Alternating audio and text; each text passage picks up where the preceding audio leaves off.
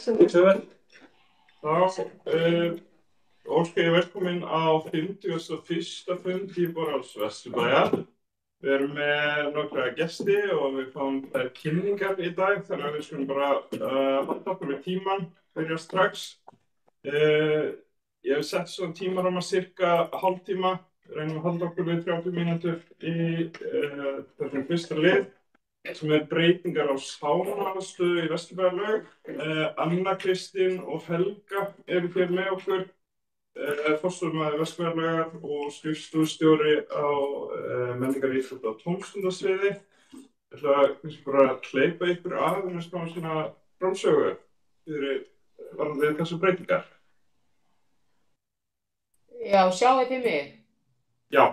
Ok, flott. Þarna, já, framsögða spurning. Anna, vilt þú rúlla þessi gegnum bara svona, svona kannski verkefnið okkar í Vesturbæjarlaug, svona, ég meina bara svona aðeins hvernig þetta byrjaði og hvert við erum komnar, kannski bara svona aðeins sem inngang þá. Já, gerir ráð fyrir allir séu staðkunnir í Vesturbæjarlaug, eða hvað? Hérna, það búið að vera ráðgert í mörg ár að fara í endurbætur á þessum sánaklefum eða þeim rýmum sem hafa hýst sánaklefa. Þetta elsti parturinn af mannvirkinu, tekið í notkun 1961 og búið að vera í mjög mörg ár bara mikill leki og alls konar vesen á þessu rými. Síðan voru búin að fá vilyrði að það yrði eitthvað gert núna í ár, en það var ekkert komið í ljós nákvæmlega hvað.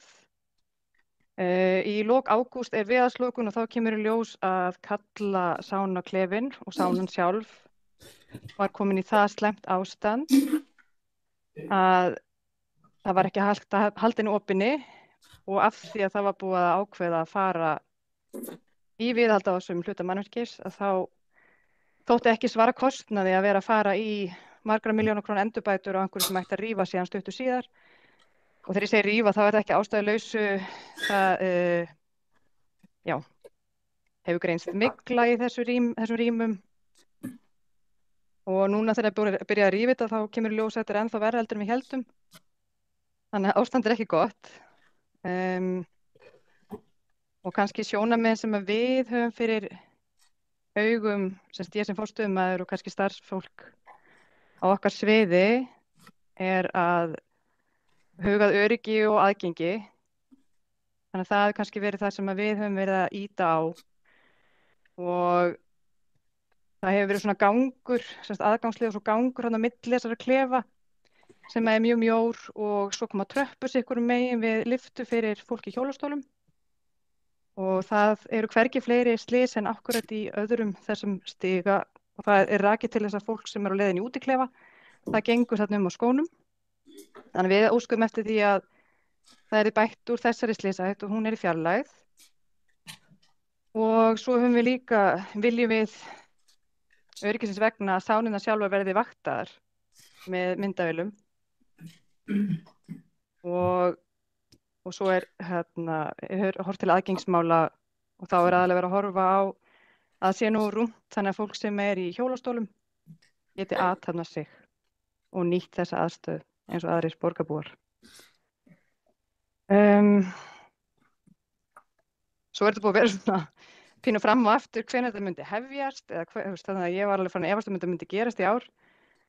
Skyndilega var síðan ákveðið að það væri til fjármagn til þess að fara að rífa niður, þegar það var svona eiginlega búið að hætta við það. Þannig að það farið í niðurrif, en hönnun liggur ekki endanlega fyrir. Þannig að þá eftir að klára hönnun á sánarýmunum, hvíldarýmunum sjálfum. Og ég býst við að því hljóta ljúka nú einhvern tímann í byrjun árs. En maður segir aldrei nei þegar eru peningar fyrir einhverju, þannig að ég sagði bara að koma að rífa fyrst það var peningur. Af því ástandið er náttúrulega bara hræðilegt, og sérstaklega í ljósi þess að þarna greindist einmitt mygla sem ekki hollt fyrir neinn. Eitthvað fleira ég?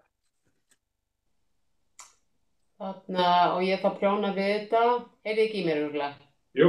Já, þarna, já, sem sagt, síðan er það þá þannig að við fáum hérna svona ábendingar eða fyrirspurnir frá einhverjum gestum varðandi hvernig það komi til með að líta út og og áhyggjur af því að þetta sé að breytast á mikið þá sem sagt frá því hvað það var og hvernig það verður og þetta ákveðin óvissa með bara nákvæmlega hvernig það verður. Á sama tíma, eða þar að segja síðastliðið sumar þá að ég líka fengið athugasemdir varðandi sánur í Breiðholti og þar vorum við ekki að breyta þar að segja að það ennþá þar sánur sem eru kynja aðgreindar en við breyttum hins vegar umgengnisreglum og aðeins svæðin fyrir framar sánurnar og það fekk ég líka sem sagt ábendingar með það og svona athugasemdir og og þá sem sagt þegar ég bæði með Vesturbæjarlaug og Breiðholtslaug þá fyrir ég sjálf að huga því að við vitum almennt frekar lítið þarfir gesta til sána og þá er ég að tala svolítið þessar þurrsánur sem sumir kalla finnskar sánur og hins vegar vitum við það á síðastliðnum kannski árum að þá hafa aukist mjög mikið svona þarfir eða eftirspurn eftir infrarauðum sánum eða þurrgufum og þess vegna tökum við ákvörðun að láta gera viðhorfskönnun meðal gesta í laugum varðandi annars vegar bara þjónustuframboð, það er að segja hvaða tegundir af sánum eða böðum erum við að tala og hins vegar með aðgengi þá að þeim, eins og aðgengi fyrir kyn eða hvort að þetta skuli vera sánur þá fyrir öll eða aðgrein. Það er ástæða fyrir við setjum þessa viðhorfskönnun í gang, það er raunar bara til að safna almennt svona sjónarmiðum hvað varðar þetta. Þannig að út af því ég með þetta bréfi sem kom frá íbúum sem okkur var sent áðan, sem okkur barst íbúðarráðinu og frá sem undirritað af nokkrum einstaklingum sem við höfum verið nú þegar í samskipti við, að þá er það alveg rétt að þessi viðhorfskönnun hún er ekki raunar að spyrja eitthvað sérstaklega bara Vesturbæjarlaug, en þess að segja og við lítum á þetta sem að við vildum bara almennt svona skoða, eins og segja, hvað augum líta gestir á sánir út frá framboði, mismunandi tegundum, út frá aðgengi kynja. Þannig að þannig það er bara hárrétt að við erum ekki að skoða það. Ég veit ekki á ég að rúlla þessi gegnum þetta bréf sem barst. Já, mátt renna yfir það.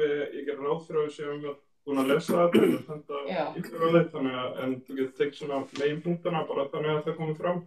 Já, einmitt. Þannig ef ég rúlla gegnum þetta þá síðan bara tala þessum framvindu málsins og bara lista það svona upp hvernig hún hefur verið og samskiptin og ég held að annars búin að gera grein fyrir þetta gerist allt frekar hratt. Þannig og líka hratt fyrir okkur en við svona bara þurft að bregðast við. Síðan talað svona hlutverk ráðsins og það væri kannski ástæða til þess að fara í svona dýpri vinnu tengt svona framtíðarpælingu með sánur og svona lista mögulega bara vinna í kringu það. Þetta bara hljómar allt, þú veist, vel, en sumt sem þarna verið að ræða er hlutverk kannski að forræði ráðsins okkar. Við náttúrulega starfsfólk eins og ég segi inn á skrifstofunni og svo annað í lauginni. Þannig að sumt þessu eru bara stór og mikil verkefni og bara sem dæmi tala að það mætti fara að endurskoða heildarstefnu sundlaugar. Hún vissulega sett 2012 til 20 ára.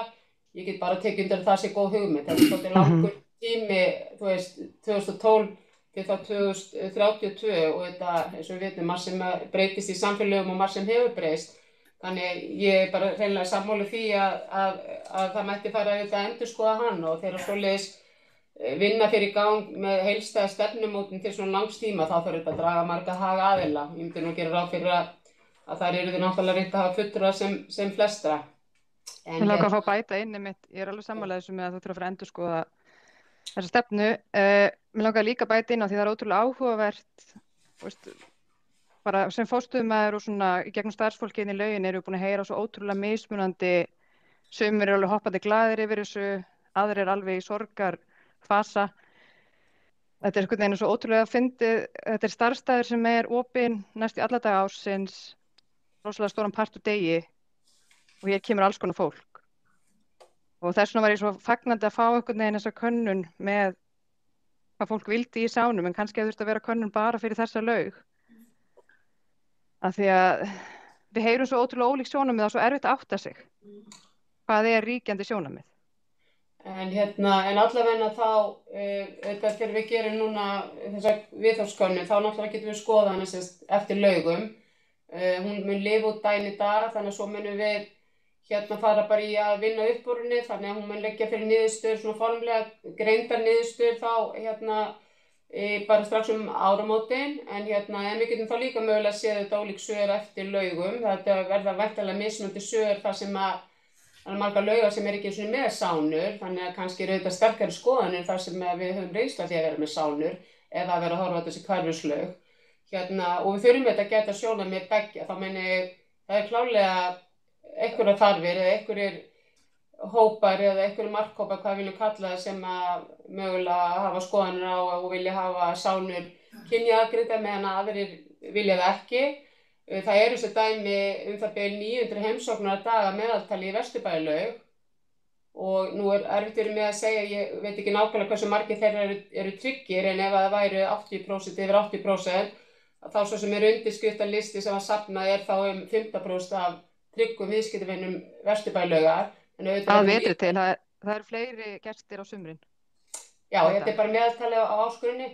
En þá, ef við værum að leika okkur svona með tölur, þá náttúrulega þurfum við líka að heyra í 85% hóknum sem þá ekki hluta undirskriftalistanum sem haldur sig í óbreyttri mynd. Það meina þetta sé algjörlega aðgreitt fyrir kynin ef ég skilji það rétt að þeirra athugasemdir lúta að. En varðandi þá umræðupunktar sem koma þarna fram, ég get ekki svarað þeim öllum vegna þess að ég ekki í ráðinu og margt af þessu heila stór stefnumarkandi mál sem að ráðið þetta að fjalla en og það þarf að finna þá flöt á því klárlega, en eins og varðandi stefnu og framtíðarsýn að þá ég bara sammála að það mætti örugglega endurskoða einhverja þætti í stefnunni sem var sett þarna 2012. Það talað mætti skoða stefnuna út frá að sundlaugirnar í borginni geti verið ólíkar og uppfylla ólíkar þarfir. Ég sé bara já, klárlega. Það sumt sem getur ekki verið þannig, bara sem dæmi öryggismál og ýmis mál sem getur tekið sem bara starfsfólki og kjarasamningum það að vera eins í öllum laugum. En sánur eða eitthvað annað, það getur verið dæmi það sem við getum haft það með mismunandi hætti eftir laugum og það markasetta þannig. Þannig að já, ég stel að við getum skoðað það. Hver aðkoma lýðheilsufræðinga á stefnumótun? Við erum alltaf með bara starfsfólk í lýðheilsuverkefni eða lýðheilsudeild á vegum borgarinnar og þetta þarf alltaf að samþætta lýðheilsun í allt sem borgin gerir og þannig að það alltaf einhver aðkoma þar. Tekið tillit til menningarverðmæta og samfélagslega þátta við ákvörðunartöku. Ég myndi ætla það í stóru stefnumarkandi málum, en eins og ég segi, ég get ekki alveg svara fyrir þetta, ég hreinlega ekki í ráðinu. Og hvað með verklag og samstarf menningar íþróttasviðs við skipulagssvið borgarinnar, hvernig vinna aðilar saman að sánabreytingum og breytingum á deiliskipulagi. Ég þekki ekki alveg með breytingar á deiliskipulagi, það náttúrulega risastórt mál, en eins og varðandi sánabreytingur annað, þá náttúrulega vinnum við það saman því það nýframkvæmd og svo einhvers konar viðhald. Þannig að það alltaf á það samstarf með umhverfis- og skipulagssviði og bara alltaf í ákveðnum farvegi. Svo það undirbúningur og samráð hvernig myndi ég nýta niðurstöður úr viðhorfskönnuninni og hvað segir ykkur ólíka minnihlutahópa sem kannski eru með sérþarfir.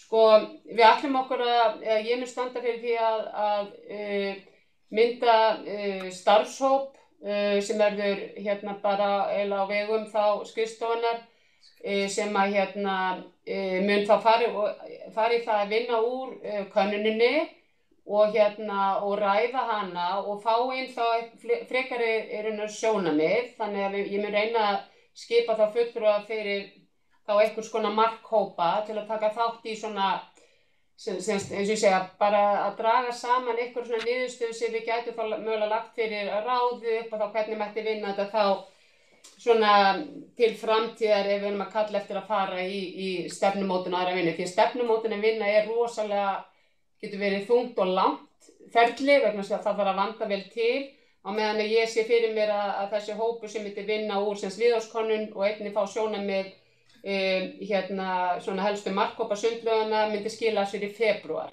Þannig bara til þess að fá einhverja svona niðurstöðu sem gætu þá aftur nýst mögulega í lokahönnun fyrir sánusvæði í Vesturbæjarlaug.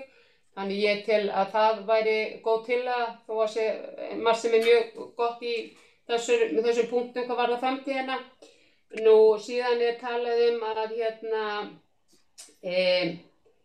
jú, ég vildi aðeins líka nefna með auðvitað svona viðhorfskönnun og annað, þú veist, við erum auðvitað að safna viðhorfum því þetta auðvitað almenningslaug og ég veit að það verður að tala um sérþarfir og hópa og við þurfum bara að skoða hvað við ráðum við mikið því að það líka erfitt með svona almenningslaugar að vera sem með mjög mikið af einstaka sérþörfum ef þetta flokkar sérþörf sem eitthvað einstaka. En þetta bara eitthvað sem við þurfum að skoða og getum þá allavega nálgast í þessum starfshópi. Nú hönnun, framkvæmd og kostnaður, fór hönnunarvinnan í útboð, það náttúrulega bara ákveðnar innkaupareglur hjá borginni sem bara fólk verið að kynna sér. Ég var svo sem ekki búin að hefja störf þegar þetta byrjaði allt saman, ég búin að vera í þessu starfi það bil ár, en allavega eins og segi, það bara gilt ákveðnar reglur útboðana hjá borginni.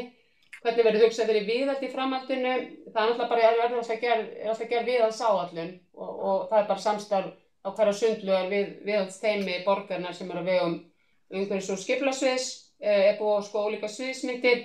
Ég svo sem var búin að svara einhverju þessu bara í samskiptum við þennan hóp og það listað þarna upp svörin. Ég þekki ekki alveg heilda fjármagn hvað varðar frístundaiðkun í Vesturbænum, það þarf einhverjir aðrir held ég að koma að svara því. Og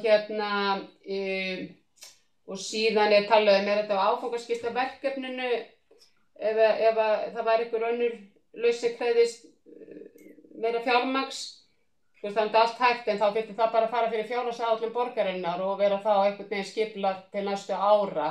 En þannig að það svona væri nálgun í því ef við verðum að fara í eitthvað stærra. En allavega, ég veit ekki hvort ég geti dregið þetta saman, allavega við erum ekki búin að gera viðhorfskönnun, hún að klárast, það góð þátttöku í henni, ég mun stofna svona starfshóp sem mun vinna hratt úr könnuninni og taka líka þá að reyna að taka inn sjónarmið þessara hópa, þessara markhópa og þeir sem hafa svona hagsmuna að gæta hvað varðar þessar sánur.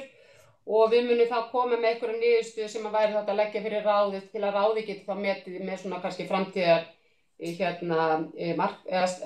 stefnumótun og en það breytir því ekki, við þurfum auðvitað að fara að ákveða þetta með Vesturbæjarlaug en ég tel að ef við höfum viðhorfskönnunina og þennan starfshóp þá ættum við að geta tekið það inn í aðeins inn í lokahönnunina því hún ekki komin, hönnun ekki fulllokið.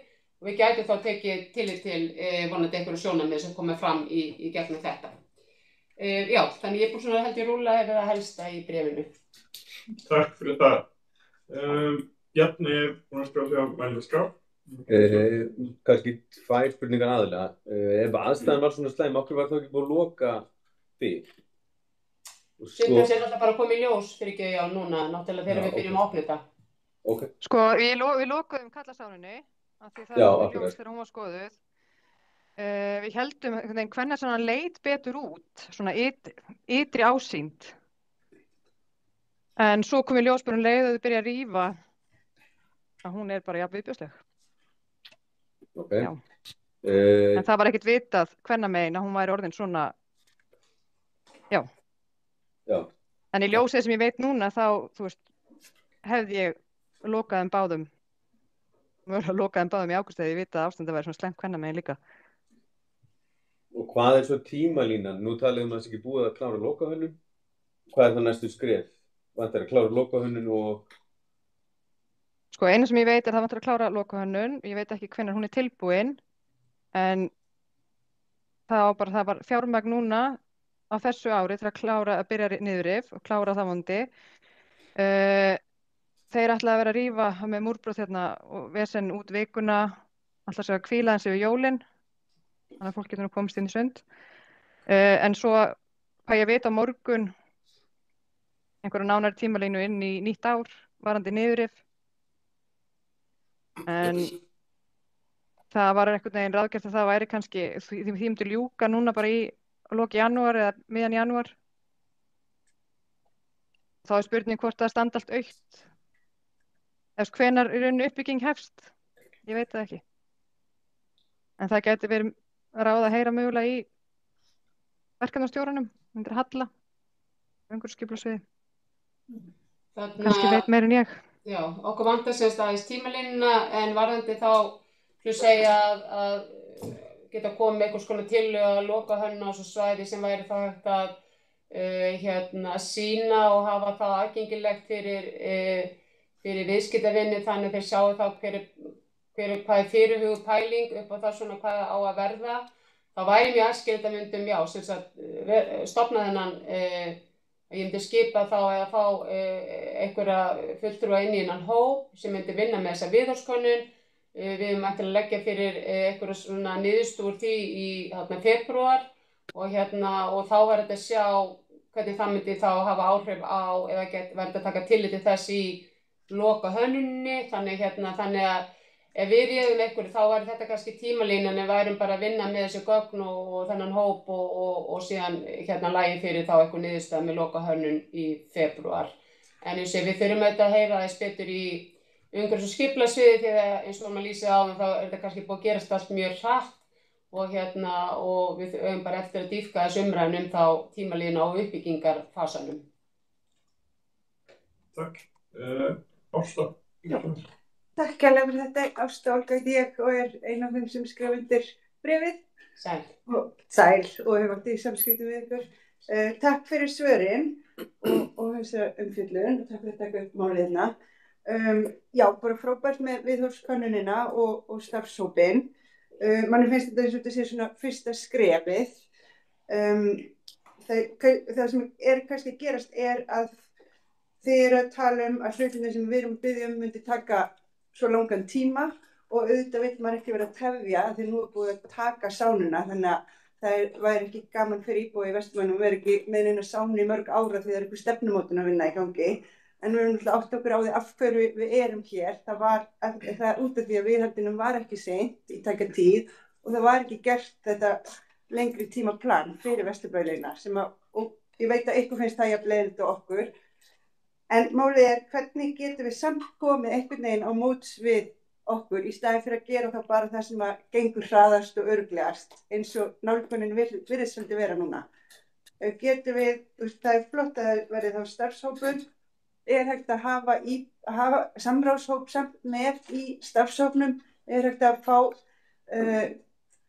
gætu fastagestir íbúar fengið að taka einhver þátt í því og þessi hópur sem að sýna þessu áhuga að því mér finnst svona líka í svörunum núna þessari umræði þá kannski þegar við erum að tala um þarfir og eftirspurn við höfum ekki hugmynd hvað eru djúpar þarfir og hvað einhver eftirspurn og einhver tískustraumar og þessar spurningar sem við erum að taka fyrir varðandi menninguna þarna og samfélagið það eitthvað annað en svona snýst eitthvað annað en svona vinsældakönnun og nú ég ekki að gera lítið viðhorfskönnuna því hún hefur alveg mér finnst hún alveg standa fyrir sínu en hún stendur fyrir eitthvað ákveð og alls ekkert þetta. Svo náttúrulega bara spurningar þetta varðandi útboðið, það eru 28 milljónir sem setja eða ekki sem að verkefni megi ekki fara yfir 32 til þess að þurfa að fara í útboð þannig að það náttúrulega skrítið að sé byrja að rífa og byrja á hönnunarvinnu, það er ekki að sjá neina framöndu fyrir sér. Þannig að við þurfum einhvern veginn að saminast að gera það best úr þessu af því að við skiljum líka að það þurfti bara að þetta var mjög eyðilegt og orðið hættulegt greinilega. Þetta þegar þið nefnir vöktun, hvaðan kemur sú þörf allt í einu, það þarf þá að koma fram í þessari stefnumótun fyrir alla aðstöðu. Þá greinilega ekki hægt að hafa neina aðstöðu þar sem ekki vöktun neinstaðar.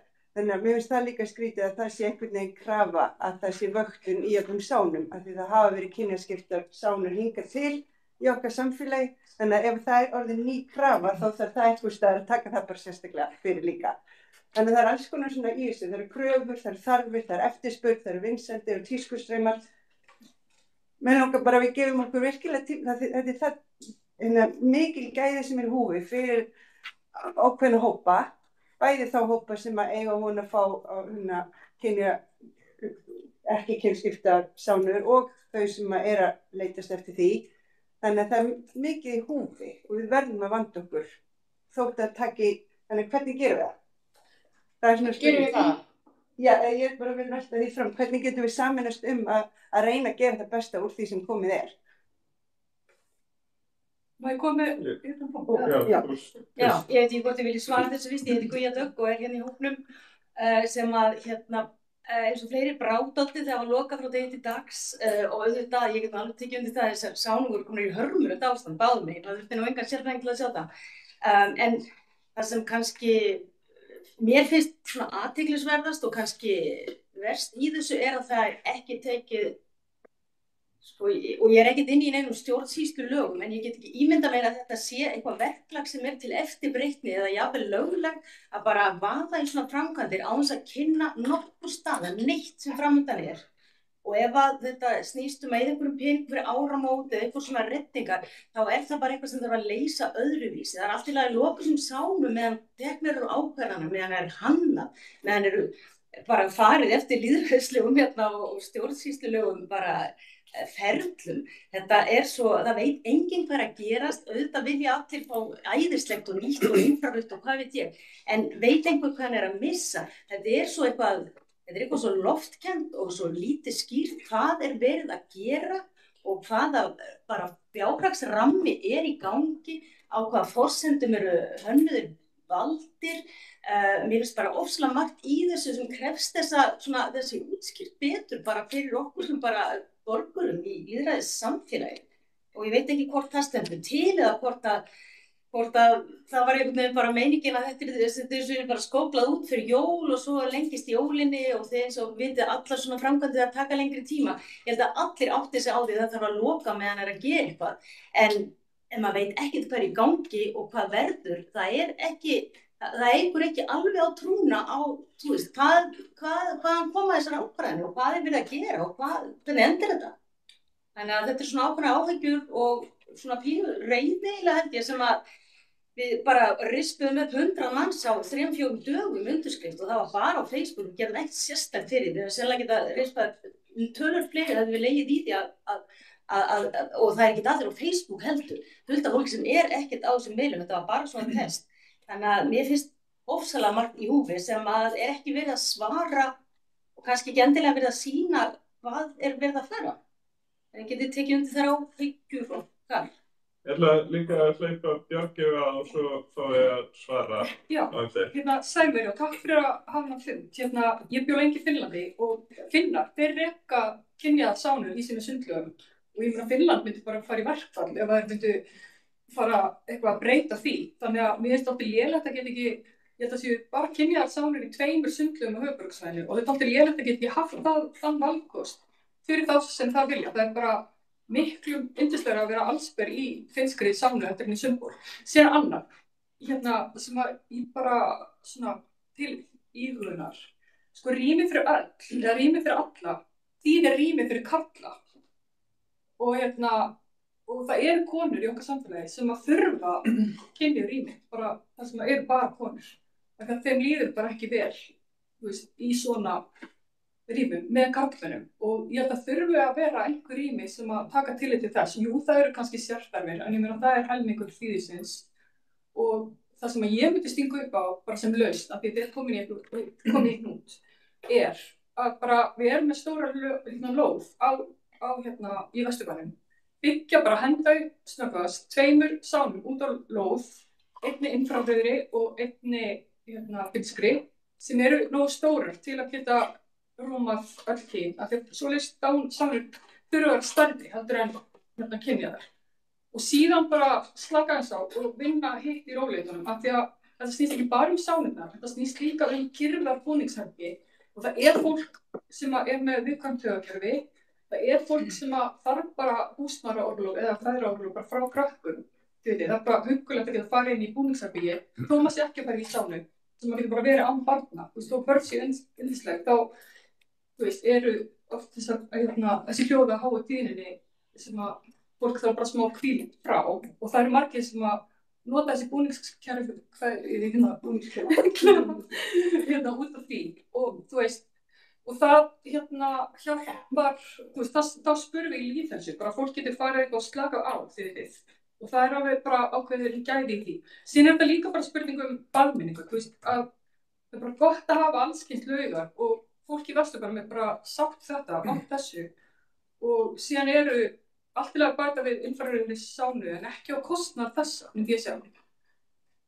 Og hann nú. Það er hleypa ykkur að svara, við erum að falla á tíma þannig að ég byrja ykkur bara alltaf við svona frekar. Og mér finnst mjög erfitt að svara þessu en ég skal bara frekar segja við heyrum það sem þið erum að segja. Ég mun hvetja og ég sendi svo sem spurningarnar áfram á sviðsins og formann ráðsins. Þetta er vantilega tekið upp efni þannig að ég mun hvetja þá bara til að horfa en alltaf við erum búin að hlusta, við fyrir auðvitað að fá líka eins og ég segi sjónarmið fleiri og allra og ég mun nota þennan vettvang í kringum starfshópinn að kalla eftir því og sko almennt er auðvitað þannig að öryggismálin trompa allt í sundlaugum Reykjavíkur, kröfur líka þar eru að breytast og þannig að út af því komið að sinna á myndavélar og annað, þetta er náttúrulega til þess að í raun og veru sjá inn í þá klefana, en þú veist það er bara þannig að kröfur til öryggismála hafa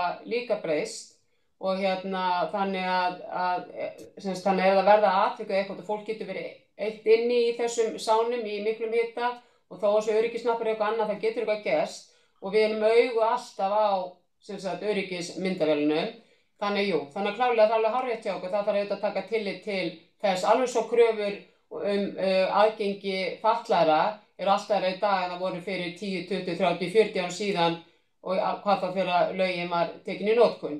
Þannig það er alltaf bara að skoða vegna þess að bæði kröfur breytast og tíðarandi líka og ég bara tek undir það er líka bara það sem breytist að tíðarandi og svona hvort sem það er tíska eitthvað annað þá breytast þarfir með nýjum kynslóðum. Þannig að allavega klárlega erum við búin að heyra það sem við erum að segja og það verður bara einhvern veginn að vega þetta allt inn en þannig það er gott að svo sem að hlusta á þetta. Svo ég komið aðeins að þú talar að það er gert svo skyndilega og skrítin hvernig það gengur fyrir sig. Okkar svið sér rekstur á lauginni við borgum leigu á mannvirkinu. Við óskum eftir ýmsu en við höfum ekki framkvæmdavaldið þegar kemur að því að fara í framkvæmdir. Þannig að það er umhverfisskipulagssvið. Martin? Stöðu tími, fyrir reyna. Það var bara gaman að heyra eins meira í ykkur, þessi kom það bara við þetta tækifæri. Ég svolítið að velta fyrir mér hvort þið getur kannski hjálpa okkur að sjá þetta kannski frá aðeins öðru sjónarhorni vegna þess að hljómar eins og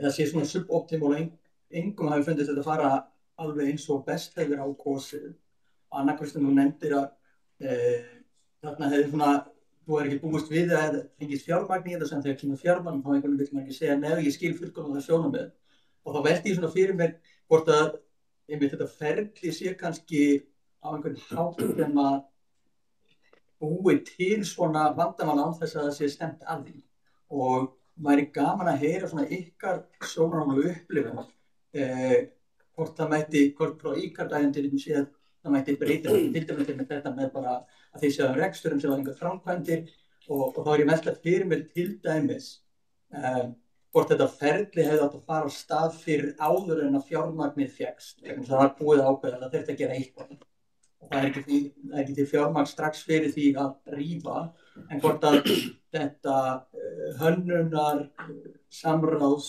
könnunar ferli hefði átt að byrja fyrr þannig að þið ættu það einfaldlega bara í skúffu og það myndi ekki reikfalla að gleymast en þannig að það væri tilbúið þegar loksins peningar kæm. Ég bara hugsa, þetta er bara svona eitt dæmi og þú getur Ég er alveg sammálaður. Já, og í rauninni, þú veist, eins og það var ekkit ætlunin að loka Karlasafninu núna í ágúst. Þú veist, ég var að vonast til þess, það var nýbúið að mynda eitthvað samtal að þetta mögulega verið að fara að gerast eftir mörg ár af ósk að það þyrfti að fara eitthvað í framkvæmdir á þessum rými. Og ég var náttúrulega að vonast til þess að áður en einhver eru lokað eða eitthvað, þá myndi bara allt vera, þú veist, vera búið að vinna einhverja vinnu og það væri búið að kynna einhverja hugmyndir og eiga eitthvað samtal. En svo gerist þetta einhvern veginn að ég sem rekstraraðili stend fyrir því að vera með grútmikla Karlasafn og hugsa, nei, ég get ekki búið fólki upp á þetta, ég verð að loka þessu. Þú veist, þetta svolítið svona, já, ég myndi segja þetta væri óuppilegt hvernig að þessu var staðið. Og mér finnst þetta að vera kannski pínu eitthvað sem ekki endilega gerast í fyrsta skipti. Það einmitt akkurat þetta sem að ég svolítið höggva í höggva eftir að það virðist vera að poppa upp reglulega og þá velti ég fyrir mér hvort það sé einhver svona ferli sem að séu bara ekki höfnu með þetta í hug og ég hugsa, þegar maður hugsa svona lýðræðispakka og svoleiðis, fyrir einhverjum áratugum þá var ekkert svona samráð, það var bara gerðir og það var þannig og meðvitundin hefur breyst og kannski kerfin ekki í takt og það var kannski spurningin hvort að núna sé bara þetta sé kannski svona lærdómsmoment fyrir okkur til að setjast niður, hvernig hefðu við viljað hafa, svo ef þú bara leifir þér að vera bara svolítið djörf og þannig sé ábyrgðar, þetta er bara þín sýn, hvernig hefðu þú viljað sjá hlutina og það eru svona einhverju svona eru svona ábyrgðar hlutir, en hlutinir eru þeir á vitlausum stöðum, einmitt þetta svið, annað svið, eru einhverjum hlutir sem að þú finnst að eitthvað vera einhverjum annars öðru sviði eða að þú hafi meira konsortera hjá þér? Sko, ég held náttúrulega bara með eins og tæknin í dag að það var miklu auðveldur að taka alls konar viðhorfskannanir eða ná til borgarbúa heldur en var. Þannig í rauninni, en það er ekki gert nóg mikið að því. Þú veist, í rauninni er þetta kannski fínasta áminning það mikilvægi þess að gera þjónustukannanir, ekki bara hvað varðar húsnæði heldur líka aðra þjónustu sem borgin býður upp á. Og sem að opnunartími, þú veist, bara hvað sem er. Og að það sé kannski meiri stefnumótum þegar kemur að þessum svona mannvirkjum sem að borgarbúar eiga saman. Starfsemi. Já, það sem að við finnst svolítið merkur málsins er að eins og þeirra Vesturbæjarlögin var gerð, það voru bara ákveðin svona gildi, það var meiri samfélagsvitund, það var hlutin voru gerðar af gæðum til að endast. Og það er einhvern veginn, ef manni virðist eins og það sé oft verið að einfalda og bara alltaf vera ódýrara og hratt og einhvern veginn í dag. Það sem er að ekki þann mikilinn. Sen svona bara spyr maður sig sem borgari, þú veist, er húsverðir í byggingum eða af hverju er alltaf grotnað niður? Þarf ekki bara meira eftirlit bara með byggingum? Þú veist, ef það er húsverðir sem bara er í Vesturbæjarlögum eða skólum, þú veist, þá sér bara að það er komað leiki, þú veist, bara hei, hringi í þannig, einhvern veginn strax. Það er miklu ódýrara heldur en að láta hlutina bara rappast niður og það er allt ónýtt og þú veit ég. Já, þannig þetta eru örugglega fínar ábendingar og þetta þarf bara að skoðast einhvers staðar annars staðar, þetta er þegar stórt spurt sko, en ég veit allir hér var hrun og alls konar áföll og það er ekki þannig að við getum bara farið og ráðið húsverði eða fólk okkur bara setti mjög ákveðin fjárhagsrammi eins og flestum inn í borginni og þetta er mikið þjónustuverkjum sem okkur ber að standa undir samkvæmt lögum. Þannig auðvitað væri við til í að vera með húsverði allstaðar og fólk allstaðar til að greina öll frávik og allt sem getur komið upp á.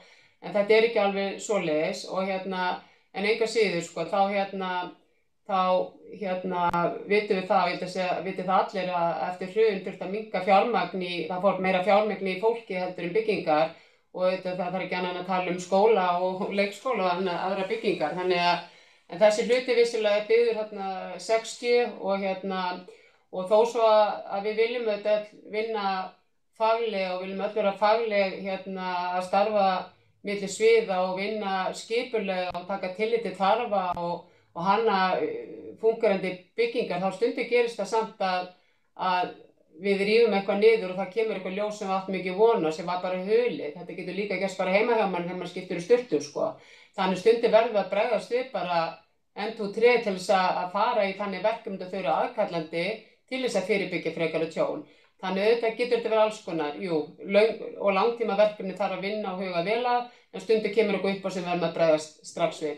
Og eins og ég sagði áðan, stefnumörkun, mér líst mjög vel á þetta allt saman og vinna stefnu og taka tillit til hagaðila og vinna til langstíma. Það er bara ekki alltaf í boði samt, en heilt yfir þá vil ég vinna þannig, sem sagt stefnumörkun, skipulag, skilvirkni, allt þetta. En vil bara hamra á því að við erum þá að gera viðhorfskönnu sem hefur ekki verið gerð áður sánur. Við munum vera með hóp sem mun fara í gegnum niðurstöðurnar og draga saman einhverjar ályktanir. Það mun þá mögulega kalla eftir bara einmitt frekari skoðun, dýpri skoðun, stefnumótun, eitthvað sem ráðið verður að koma af.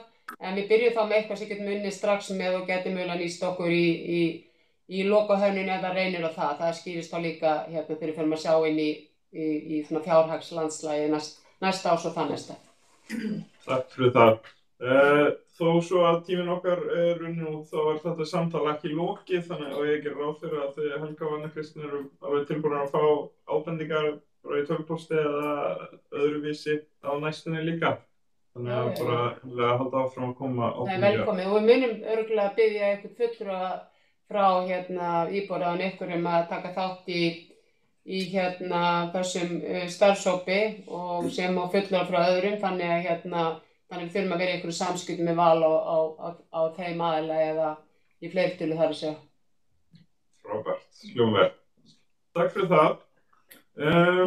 Við ætlum þá að ljúka þessum lið, en til þess að þetta bréf komi fram í fundagögnunum þá langar mig að við bætum við einum lið sem er framlagning af þessu bréfi. Þannig að það kemur við og verður sendt út með fundagerð. Takk og gangi ykkur vel. Já, takk fyrir. Takk fyrir. Já, takk. Takk fyrir. Já, takk fyrir komuna. Takk fyrir.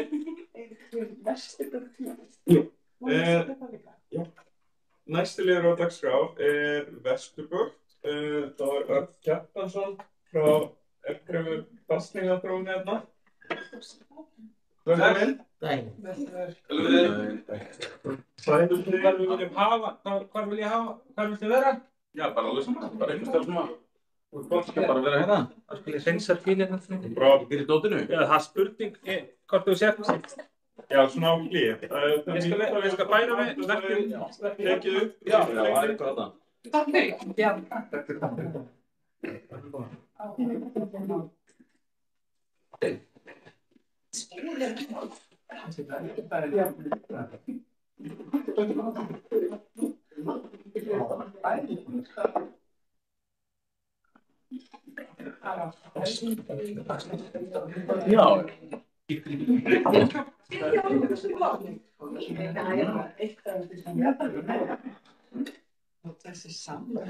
Þá,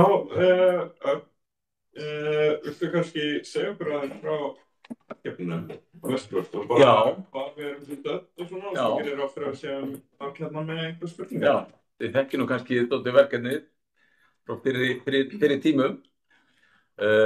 Nú, kaupin hafa gengið í gegn og við erum byrjaðar á svona frumhönnun á fullu.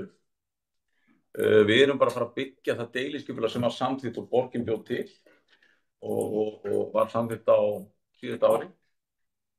Við höfum ekki sjálfur sér að orka eftir neinum breytingum á því sem slíkur. Þar var ljóst að þetta voru 2 reitir með sérkvæmt bílakjallarinn undir. 110 íbúðir á Hlérsgötu 1, 67 íbúðir á Hlérsgötu 2. Og við erum aðeins byrjað að rýma þessi bílastæði sem hafa verið. Bílar hafa verið að leggja hérna í gegnum tíðina.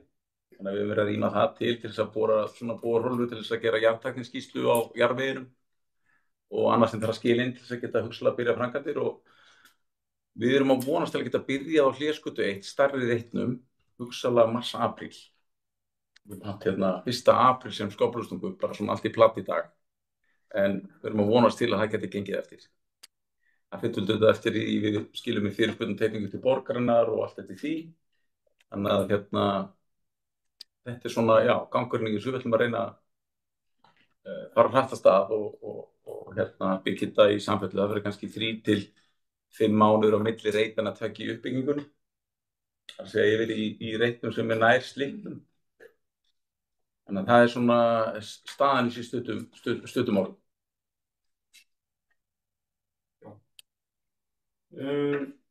Eitthvað sem við komum með spurningar strax í þessari stæðina, en ég byrja kannski, en því með endilega bara að gefa mig merki til að koma að mæla, sko. Þið eru núna í frumhönnun. Hvernig eru að hugsa, svolítið, eru komin að hugsa útlitið? Er það að hugsa svona í átt að blokkinni við hliðina og Ameríku 26, Vesturvín, hverfið, hvernig? Já, sko, í deiliskipulaginu þá sýndir svona kannski húsgrokkarnir og hæðirnar sem eiga að vera. Það alveg frá 3 og fer hæðst upp í 5 hæðir.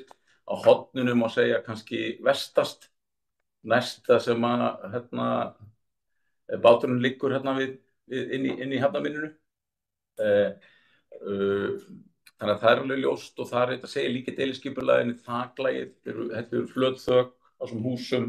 Þannig að við erum auðvitað bara teikn inn í svona kannski þessar skrokkar sem eru sýndir í deiliskipulagi, en auðvitað komum við okkar hönnun af því, varðandi uppbrot í klæðningum og gluggasetningu og hvernig við gerum þetta. Þetta þurfum að huga dálítið að því að efri hlutina eins og liggur við Mýragötu, sem tiltölulega þung umferðargata, eins og við þekkjum öll. Og við munum eflaust taka spjallið aðeins við borginu það, því að hún var einhvern tímann skilgreind. Hún yrði 40 km hámarkshraði gata, sem ég held að hún sé sjaldnast í dag. Hún formlega, það komið 40? Það eru 2 skilti. 40? Ok. Bílarnir keyra ekki að 40. Nei, þannig að það þyrfti kannski hugsalega bara að huga einhverjum svona, ég veit ekki, hindrunum eða hraðahindrunum eða göngustígum eða eitthvað öðru slíku. Þannig náttúrulega koma 177 íbúðir með íbúum, með einhverjum börnum líka og annað slíkt, þannig að þetta fer að vaxa saman sem íbúðabyggð. Þannig að ég held að það sé samtal sem að við þurfum að munum íta á með borginni, að þeir kannski huga að því. Það þarf náttúrulega að færa líka rastagötuna til. Svo við vitum núna að fyrir Hlérsgata niður og rastagata liggur síðan þvert niður á Grandagarði. Þetta kallar á það að við erum með reitinn framar en rastagatann í dag. Hún hlykkjast niður á höfninni og tengist aftur Hlérsgötunni og svo upp.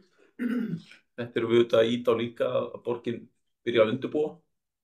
Þetta kallar á að færa lagnir sem veitur með undir núverandi rastagötu. Við erum komin í samtali við veitur að bara huga því að færa lagnirnar. Fyrir getum við ekki sjálfsögur klárað þann reit í jarðinu. En varðandi útlitið þá þetta hluti af hönnuninni. Það deiliskipulag að gera ráð fyrir það að séu með 2 arkitektar og hvoru reit fyrir sig. Við munum uppfylla það og ráða til okkur arkitekta fyrir fyrirreitin og við erum svona hugað seinni reitnum. Og ég get ekki sagt annað heldur en að við höfum mikinn metnað fyrir verkefninu.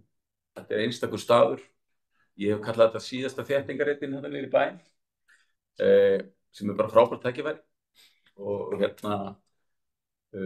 það náttúrulega gerir líka ráð fyrir því deiliskipulagi að þarna blanda saman bæði stúdentaíbúðir, samkvæmt kvöð, félagsbústaðir fá sínar íbúðir og svo verða einhverjar leiguíbúðir á almennum markaði og svo markaðsíbúðir eins og við köllum þær, sem stingar.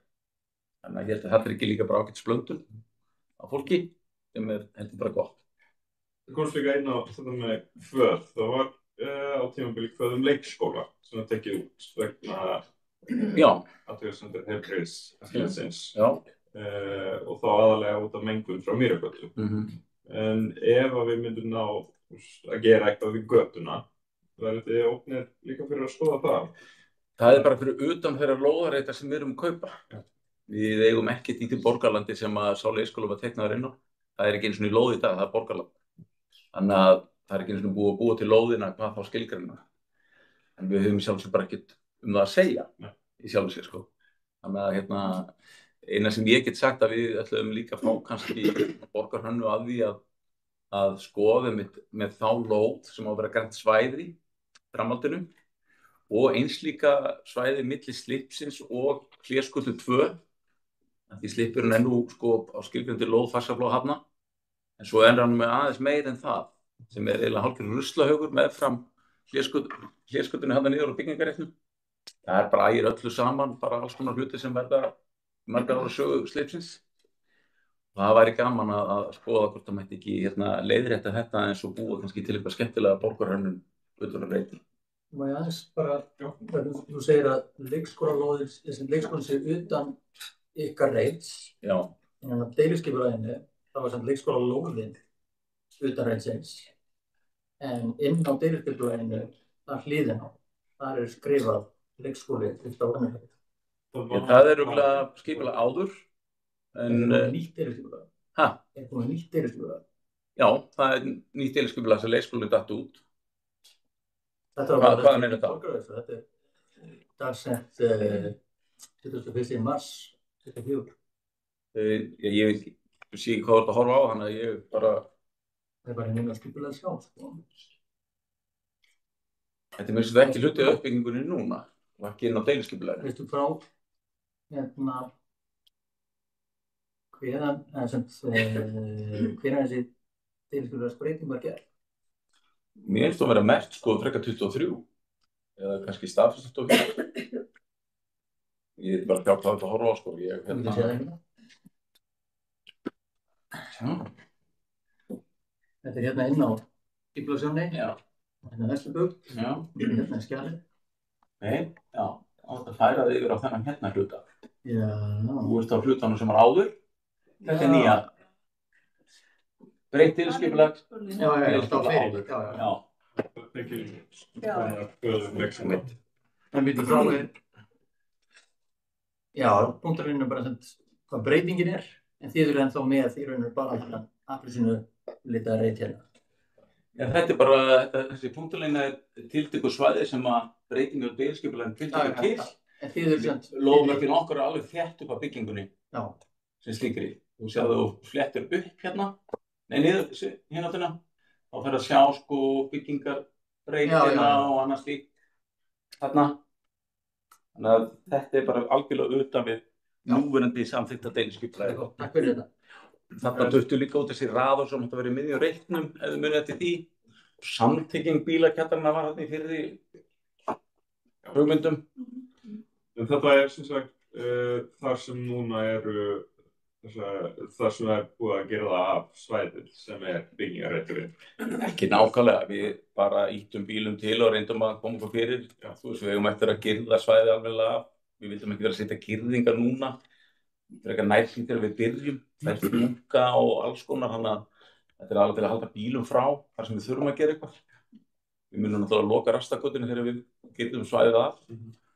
Og ég veist að rastagatan verði tilbúin svo nýja samhliða. Ég get ekki séð það gerast. Þetta er alveg framkvæmt. Aðgengi gangandi og hjólandi svæðið, þannig að það hægt að komast. Við förum eftir öllu slíku bara, eins og okkur er skipað, Ásta. Já, takk fyrir að koma. Ég heiti Ásta Olga og ég býð þarna í næstu götu. Ég fylgjast vel með þessu. Já. Bara spennandi. Til hamingju með verkefnið. Ég bara svona aðeins, já, það var gaman að heyra þetta er náttúrulega ótrúlega dýrmætt svæði og mikilvægt. Hvaða fleiri hvaðir núna? Leikskólinn komin út, hvað að þetta sé blandað stúdendaíbúðum og félagsíbúðum og leiguíbúðum. Hvaða fleiri hvaðir hvaðir einhver þjónusturými, svo oft Það er áfram þjónusturými í Hjaltahöfninni, eða á Jarðhæð. Þau eru 3 stök á stærri reitnum, 2 stök held ég á minni reitnum. Og er bara einhver konar þjónusturými? Já, það er ekkert komið ákveðið hvað verður í þeim. Við bara þurfum að skoða hvort það verði eitthvað sem tengist starfseminni niður á Höfn. Það eru þarna eins og þið sjáið út í horni á ósköpulegu svæði hérna í Faxaflóa, alls konar gámar og það sem að þeir aðilar sem eru með hjólalegu og paraskoðun hafa komið sér fyrir. Sumt bara einhverju stöðugámar, ég veit ekki hvað verður. Ég veit að þetta samtalið í Faxaflóa það. Hvort það sé einhver starfsemi sem geti nýtt sér þetta eða eitthvað annað. Svo kannski, já, og gaman að heyra eða við íbúar munum bara taka þátt í með ykkur varðandi Mýragötu og þróuninu þar, af því það er líka svona verið mikið að horfa á þessar sjónlínu líka gegnum frá Bræðraborgarstíg og það eru 2 lóðir sem eru svona óljóst hvað verður, bæði Bræðraborgarstígur 1, þar sem að bruninn varð og síðan er hérna Rólóvöllur og svo er fyrir neðan það kirkjulóð sem er líka svolítið svona í einhverju uppreist. Og þarna er mjög spennandi að ná bara grænum svona tengingu alveg þeirra sjó, alveg bara frá og þess vegna maður hefur séð útlöndum þar sem eru garðar þar sem eru, þú veist, þótt að sé gata en þá er maður bara mjög ástæðan fyrir að fólk, bílar keyra Mýrargötuna hratt er að því það er ekkert sem gefur til kynna á hún sé 40 km. En leiður við búin að breyta svona yfirborði og þannig að þarna höfum við alveg verið að leggja inn til borgarinnar og verðum náttúrulega, við verðum sterkari saman sko þegar það eru bæði verktakar og íbúar að vinna á svona góðu samtali. Það eru þarna ásar einmitt sem að þetta eru stökhús sem myndaferning, þetta er ekki randbyggð sem slík, lokað á milli. Það er alveg opið bæði þarna og síðan niður sem að, og garðurinn er skilgreindur sem hverfisgarður. Miðgarðurinn þar hjá okkur. Þannig að þú veist, það væri mjög hyggilegt að sko tengja þetta saman og láta kannski hraðahindrun og göngu stífur akkurat þar sem hún gæti þá farið niður og yfir og svo gegnum garðinni á okkur og niður að sjó sko. Þetta þarf að spila saman. Og þetta er mjög opið, þetta eru stökhús sem mynda byggðina sko. Og svo er önnur gata þegar það er bakkastígur og það kemur Steinbær þar neðst, þannig að það er önnur sjónlína. Lagagatan er þarna, litla, vinstra megin við það, milli Mýrargötu og bæjarins. Já, hún er sko aðeins á öðrum staði, þannig að það kemur ekki beint niður frá götunni sko. Þannig að það er, en svo langar við líka svona varandi gæði að því að eina athugasemdum íbúasamtökunum á sínum tíma var varandi svona svalaganga sem eru hvort að það er þá inn í myndinni, það séu svona svalagangar inn í þessum þar sem maður lappar á svalagöngum og horfir beint inn í íbúðir. Já sko, það verða hugsanlega svalagangur hérna á vissum húsum en þú veist svalagangur í dag að þetta getur verið svo mismunandi. Ég er til dæmis aðalið sem er að byggja upp Heklurinn í dag. Þar erum við svalaganga, við erum að sita bæði gróðurker, við erum að sita bambus upp á milli, brjótið upp. Það er eftir dálítið hönnunni, þetta er dálítið vinsælt í dag að tala hvað þetta er að gera með hönnun. En þannig að það er ekki svalagangar í öllum húsum allar hringi, langt í frá.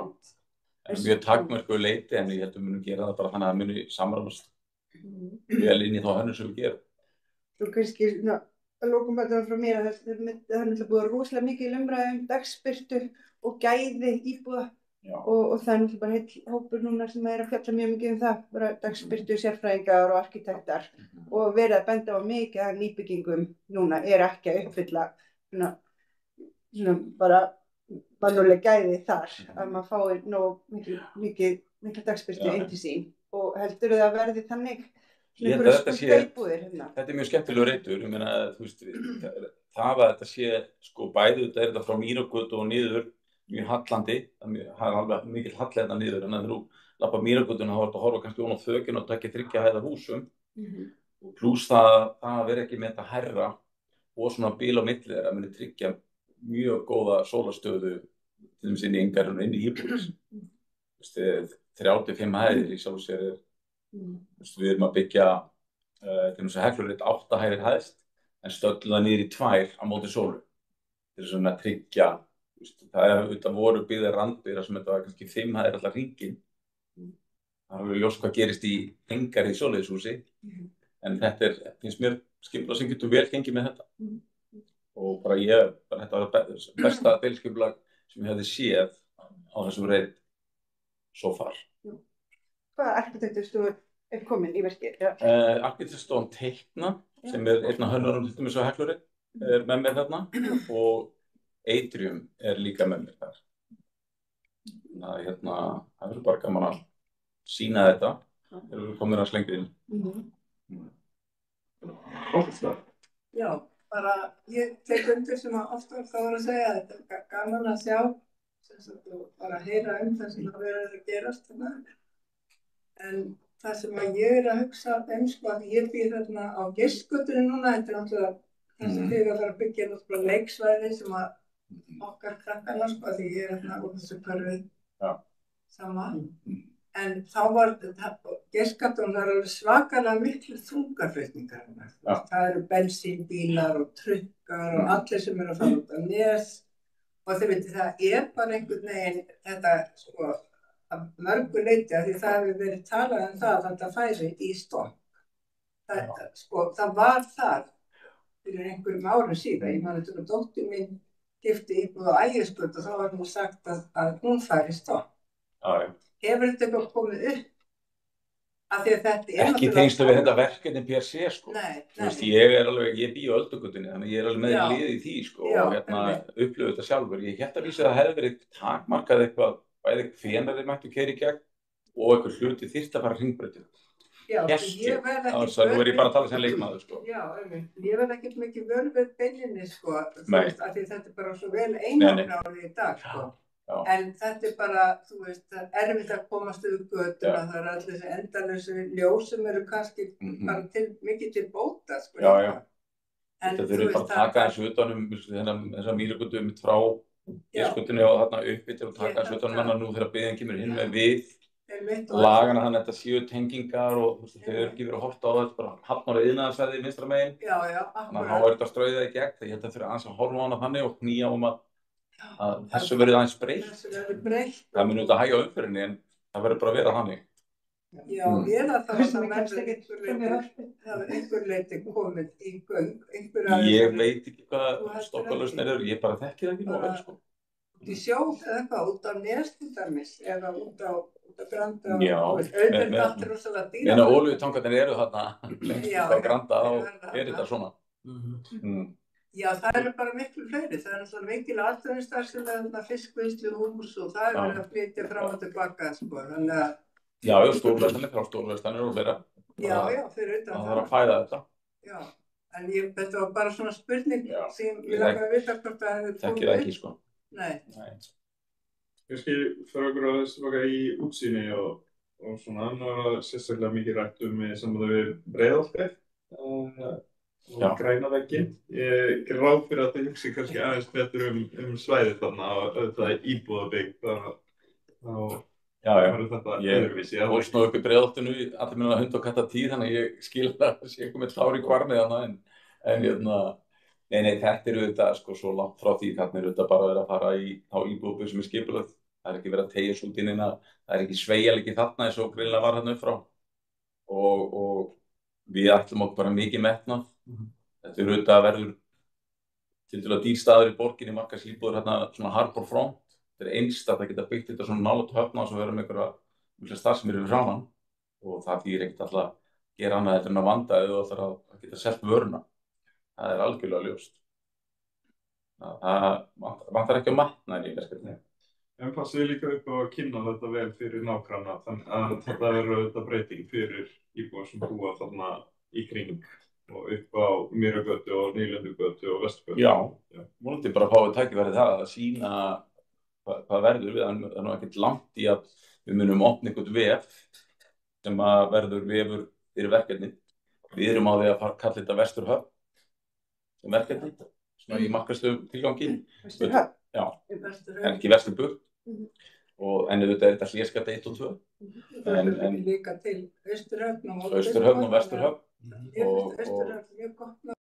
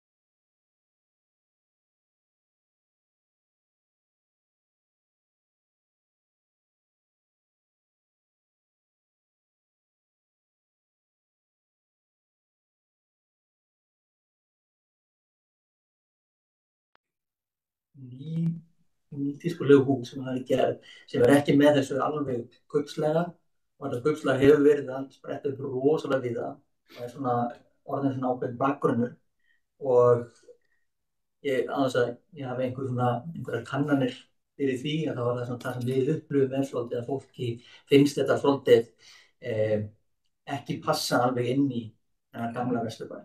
Þá langar mér svolítið að vita sko, hvaða svigrúm upplifið þið og er þetta kannski eitthvað sem ég getur hjálpað við að hanna þetta kannski á aðeins öðruvísi forsendum og það eru þarna hús bara rétt hinum við götuna sem eru með kvistum en svona hafa ekki alveg sama industrial feeling eins og þessi kubbslega randbyggð sem kom vissulega á einhverjum tíma í gamla Vesturbæ. Og langar svolítið að vita sko hvernig sjáu þið það fyrir ykkur og eru þið til í að skoða að fara í aðeins annar útlit sem bara fyrir og skemmtilegt og mörg vilja vernda. Sko ég hef verið þannig að oft er verið að gera deiliskipulag þá séu þau oft sko og niður njörð. Hönnuðir fá ekki og þessi góður arkitektar sem við eigum fá ekki tækifæri til að koma með einhverja spennandi hönnur. Búa sig þetta verður svona blöð og svo verður mér bara og hérna litakortið og teikniði nú hús. Svo byrjum við að teikna bara inn að þessa ramma og svo kemur að sjá hvað verktakinn gerði. Eða þú veist, þá er hann bara að teikna, hann bara hendur á sér bundnar. En vísu þarna, sko, horfum vinstra með við, þá er Mýrargötuhúsið stóra í blóðblokkinn, flöt og er svona industrial style dótið. Hinum með við er Hotel Marina, langt hús og þau eru auðvitað svona kannski bara alls konar í stílum. Svo þetta þessi krútlegi steinbær hérna sem stendur hérna á milli og maður býður bara eftir að maðurinn komi út með blöður og sitji í húsi og fari, en því að verður nú ekki.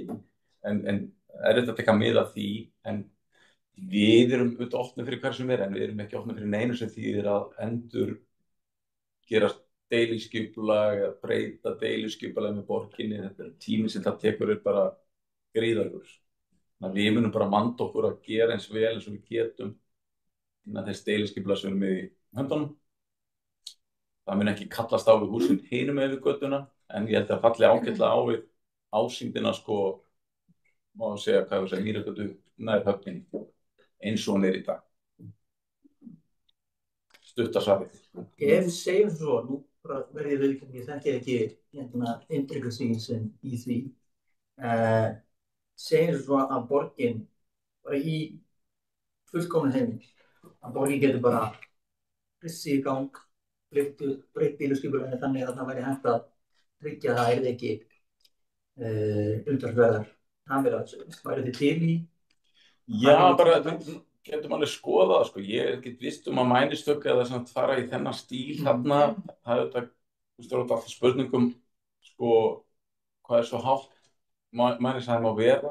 Skerðir að meira útsýni fyrir íbúðan fyrir ofan í áttasjó. Því að þetta er mjög hallandi. Ég held að þetta mun falla ágætlega þannig niður í. Mun ekki virka mjög hátt yfir. Þannig að þeir sem búa hinum megin og eru kannski á annarri þriðju hæð, þeir munu njóta þess að þetta sé kannski pressa niður í þennan flata. Já, í þessu tilvill. En einfalt fljótlegt með borginni í skipulagi. Þetta er eitthvað sem festist ekki í samandótt. Skilurðu? Nei, ég bara veldi fyrir hvort ég sé hérna áhuga. Þannig að ég segi að allir verður samtaka í þessu. Ég held að við séum bara komnið sko verulega hratt af stað. Ok. En eins og ég segi, ég er alltaf opið fyrir öllu en ég get ekki séð að gerast við hvernig við stöndum í dag. Þá er hinn spurningin sem er sent einmitt hver tímalínan er. Já. Þetta er bara bóklustungu í apríl. Vonandi. Ok. Hvað er búið að teikna mikið? Já, við þurfum að senda fyrst inn svokallar fyrirspurnatekningar í janúar. Við erum núna bara átt okkur á kjallarunum, það er bílakjallar undir og það er sjór hérna öðrum megin og það er að skoða hvernig þetta liggur og annað slíkt. Við erum ekki farin að hanna neitt nema bara svona máta íbúða týpur inn í þessa kassa. Við höfum auðvitað þurft að taka samtali við stúdenta og félagsbústaði og bara koma þeim fyrir og ná samkomulagi þær íbúðir sem þeir fá til að festa það niður. Og þannig að við munum bara byrja á því að reyna að komast þangað satt eins og við getum. og þetta munum við þurfa að senda inn þá á endanum auðvitað teikningar og hönnun og annað slíkt. Hversu endanlegar eru þetta inn? Á því stigi. Já. Ég fyrst bara að áforman okkar samræmist deiliskipulaginu og við komumst á það í að og leið auðvitað sendum við þá kannski hugmyndir okkar klæðningar utan og annað slíkt sko. Það gangurinn á þessu. Ég svolítið hugsa sem þegar þið eru búin að senda inn fyrirspurningateikningar, hvað sjáum þið fram á að vera að fara að gera mikið? Ekkert í framhaldi þeim sko, í janúar. Sér að við erum að tala að geta byrjað í apríl. Þannig að þetta bara fyrstu fyrirspurningateikningar, þetta samtal sem við tekið, svona eitt ferli og svo hleypt þá aðeins áfram eftir þær. Þetta sé að samræmast í deiliskipulag sem gert og þá ásist að frekari hönnun í átt að einhverju samþykktu byggingar áformum það sem við ætlum að gera. Þá þurfum við að vera skil inn sko. Þú þurfum að vera tilbúin með lokateikningar. Já, ég meina þá ættum við að vera tilbúin að skil inn okkar hugmyndum á reitnum. Það alveg ljóst. Svo í raun og veru þessar fyrirspurningateikningar eru raun og veru bara fullgerðar teikningar. Nei, það fyrsta sem kemur inn í janúar. Svo kemur febrúar og mars. Framhaldið því leggjum við frekari teikningar. Og það bara svona rúllandi ferli eða eitthvað? Já, við fáum ekki byggingarleyfi fyrir að búa að heimila byggingarleyfi. Svo hvenær svona búist þið við bara þín reynsla af til dæmis reglurreitnum? Já, við erum á vonast til að fá byggingarleyfi í stað byrja bygging. Það þarf að vera komið í hendi til að við verðum eitthvað skóplað það niður. Svo því sem bara gangið út frá því að... Þetta okkar tímalína. Já, ég bara... Yfirvöld í borginni, vonandi. Þú veist að vilja allir byrja. Borgin vill að það sé framkvæmt hratt en við að setja það inn í skilmálum okkar. Við erum undir tímamörkum frá borginni að fara af stað. Mjög jákvæmt að fleiri þarna F-sérum. Þið ekki mjög vel með svona stíl sem er oft framkvæmdir og íbúar sem að það oft hvumsa við sko þegar allt eitthvað byrjaði að rísa og byrjaði að sprengja á það var ég svona að hugsa sko vegna þess að það var bara fyrir nokkuð sem að einmitt þið lýstu yfir eitthvað vilja að vera bara í góðu samtali og það að fá hingað alveg frábært en hafið þið eitthvað séð fyrir ykkur sko að vera með eitthvað svona opna kynningafundi bara til að bjóða almenningi að bara fá sjá teikningarnar, það væri gaman að sjá teikningarnar í janúar. Já, þú veist, það getur gert bæði á þessum vettvangi eða þegar borgin býður upp á samtali. Hluta því að líka bara markaðsetja hvað er að gerast og gera fólk spennt. Við höfum ekki verið finnir að sýna á spilin en út af sína á þau þurfum búin að koma með eitthvað sem er sýningarhæft. Ég er ekki að senda bara einhverja svona verkteikningamyndir að vera þá orðið heilstætt. Leið að það að þá munum við ekki vera að finna að sína það. Á hvað stígi myndir þið segja að það ekki lengur spjörn?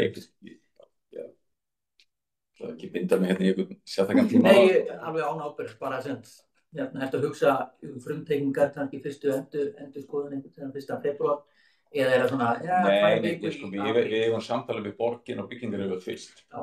Við erum ekki alltaf kynningu á þeim samhliða. Því að það getur verið að koma í ykkur breytingar tilbaka, ekki fram og tilbaka.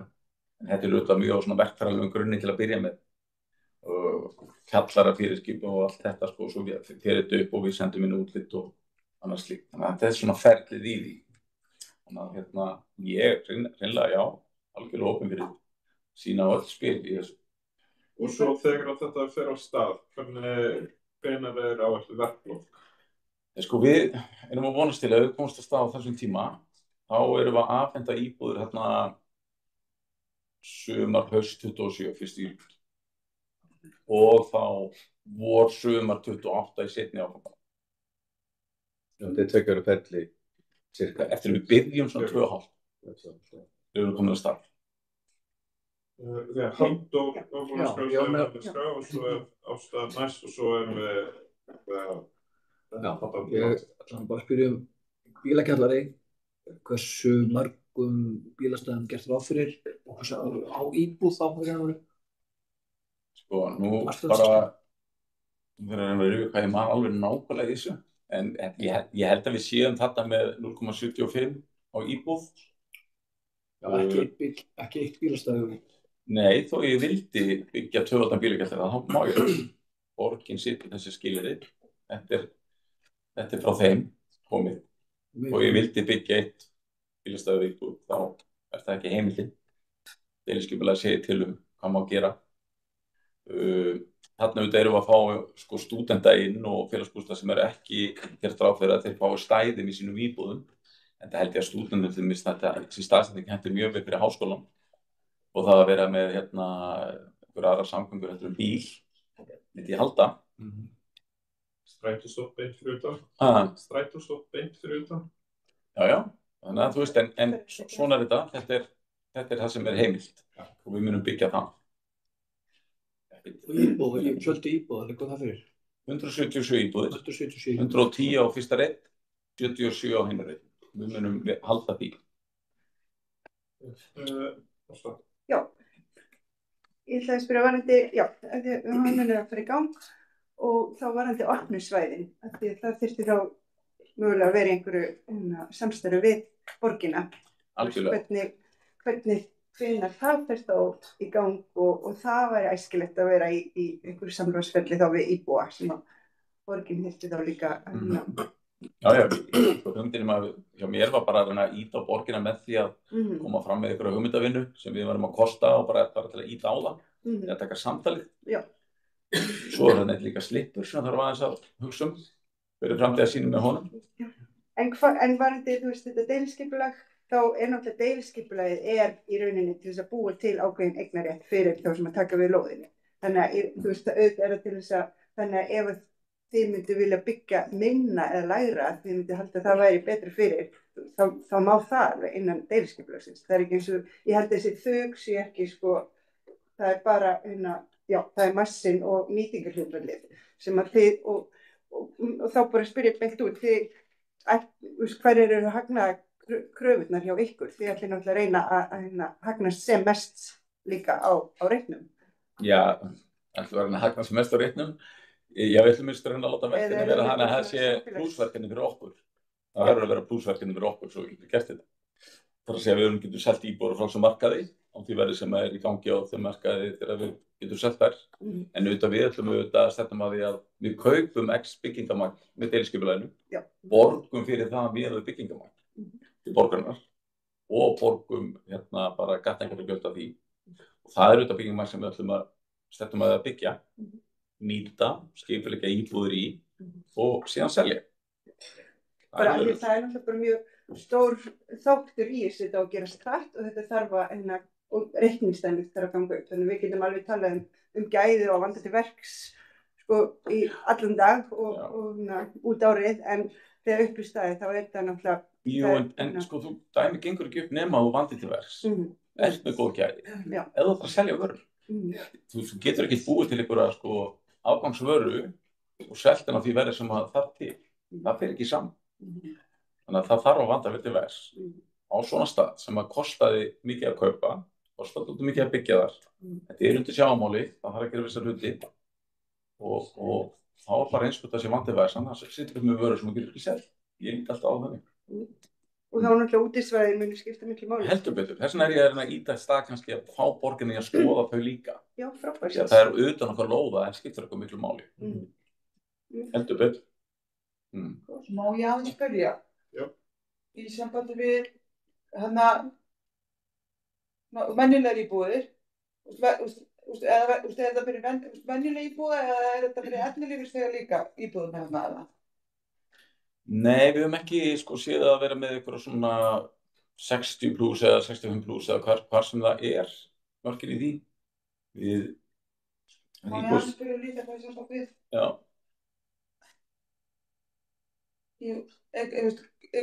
Góð aðstæða til þess að flytja, eins og fyrir sjúkrabíl og fyrir einkaaðila, eða verður þetta þröng aðgæsla? Vitið þið það eitthvað? Já, sko, það náttúrulega eru mjög stífar reglur aðkomu sjúkrabifreiða og slökkviliðs og annað slíkt. Þú ert að byggja í dag, þú ert að byggja eftir bara nýjust kröfum. Svo það sé alveg hlust. Og ég held að það sé ágætis aðkoma bæði hlésgatan og rastagatan, þannig að þú veist, það er þín aðkoma reitnum og þessum byggingaréttum sem slíkum. og tiltölulega svona, eins og ég segi, það ekki mikil hávaði í neðri hluta reitanna. Það ekki með mjög busy umferðargötu í Hafnarmegin og slíkt, þannig að ég held að það sé ágætt aðkoma að því, ef ég skil spurninguna rétt. Takk. Við erum búin að ná tímamörkinu okkar og vel svo. Ég ætla bara að þakka fyrir komuna. Það er gaman að fá þér og fá að heyra þessu blöð.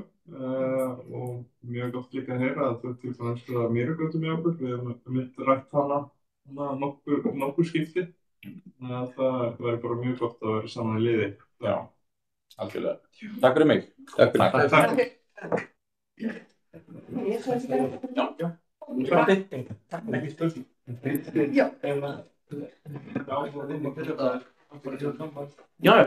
Þá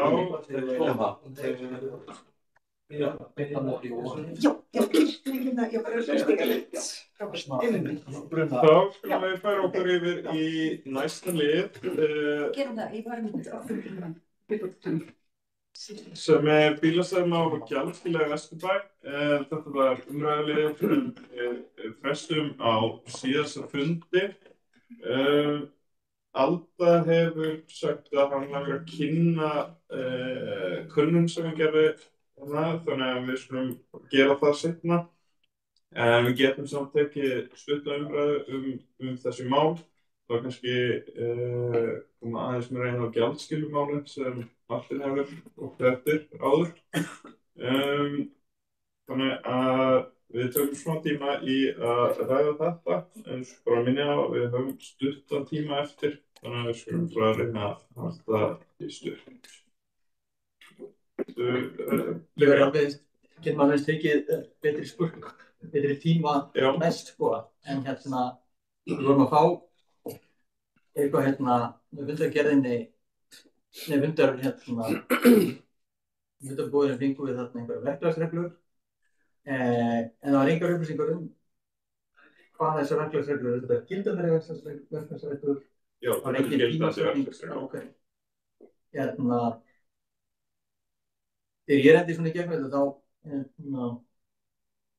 á þess að vera búin að lúslesa það er ekkert rosalega skýrar.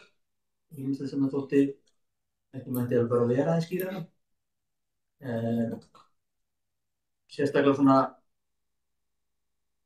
það talar að hagsmunaaðilar geti óskað eftir að vera innleitt ný gjaldstæði og það segir að Reykjavík getur gert það líka, en í beiðninni frá hagsmunaaðilum þá þarf að rökstyðja sérstaklega gjaldskylduna, en það er að borgin sé ekki undir nákvæmlega sömu að gera svona eitthvað.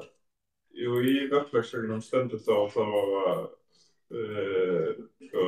horfa til þess að bílastæðinýting sé jafnað yfir 85% og Reykjavík metur svo að innleiðingu liður í að ná markmiðið. Þannig 5-4.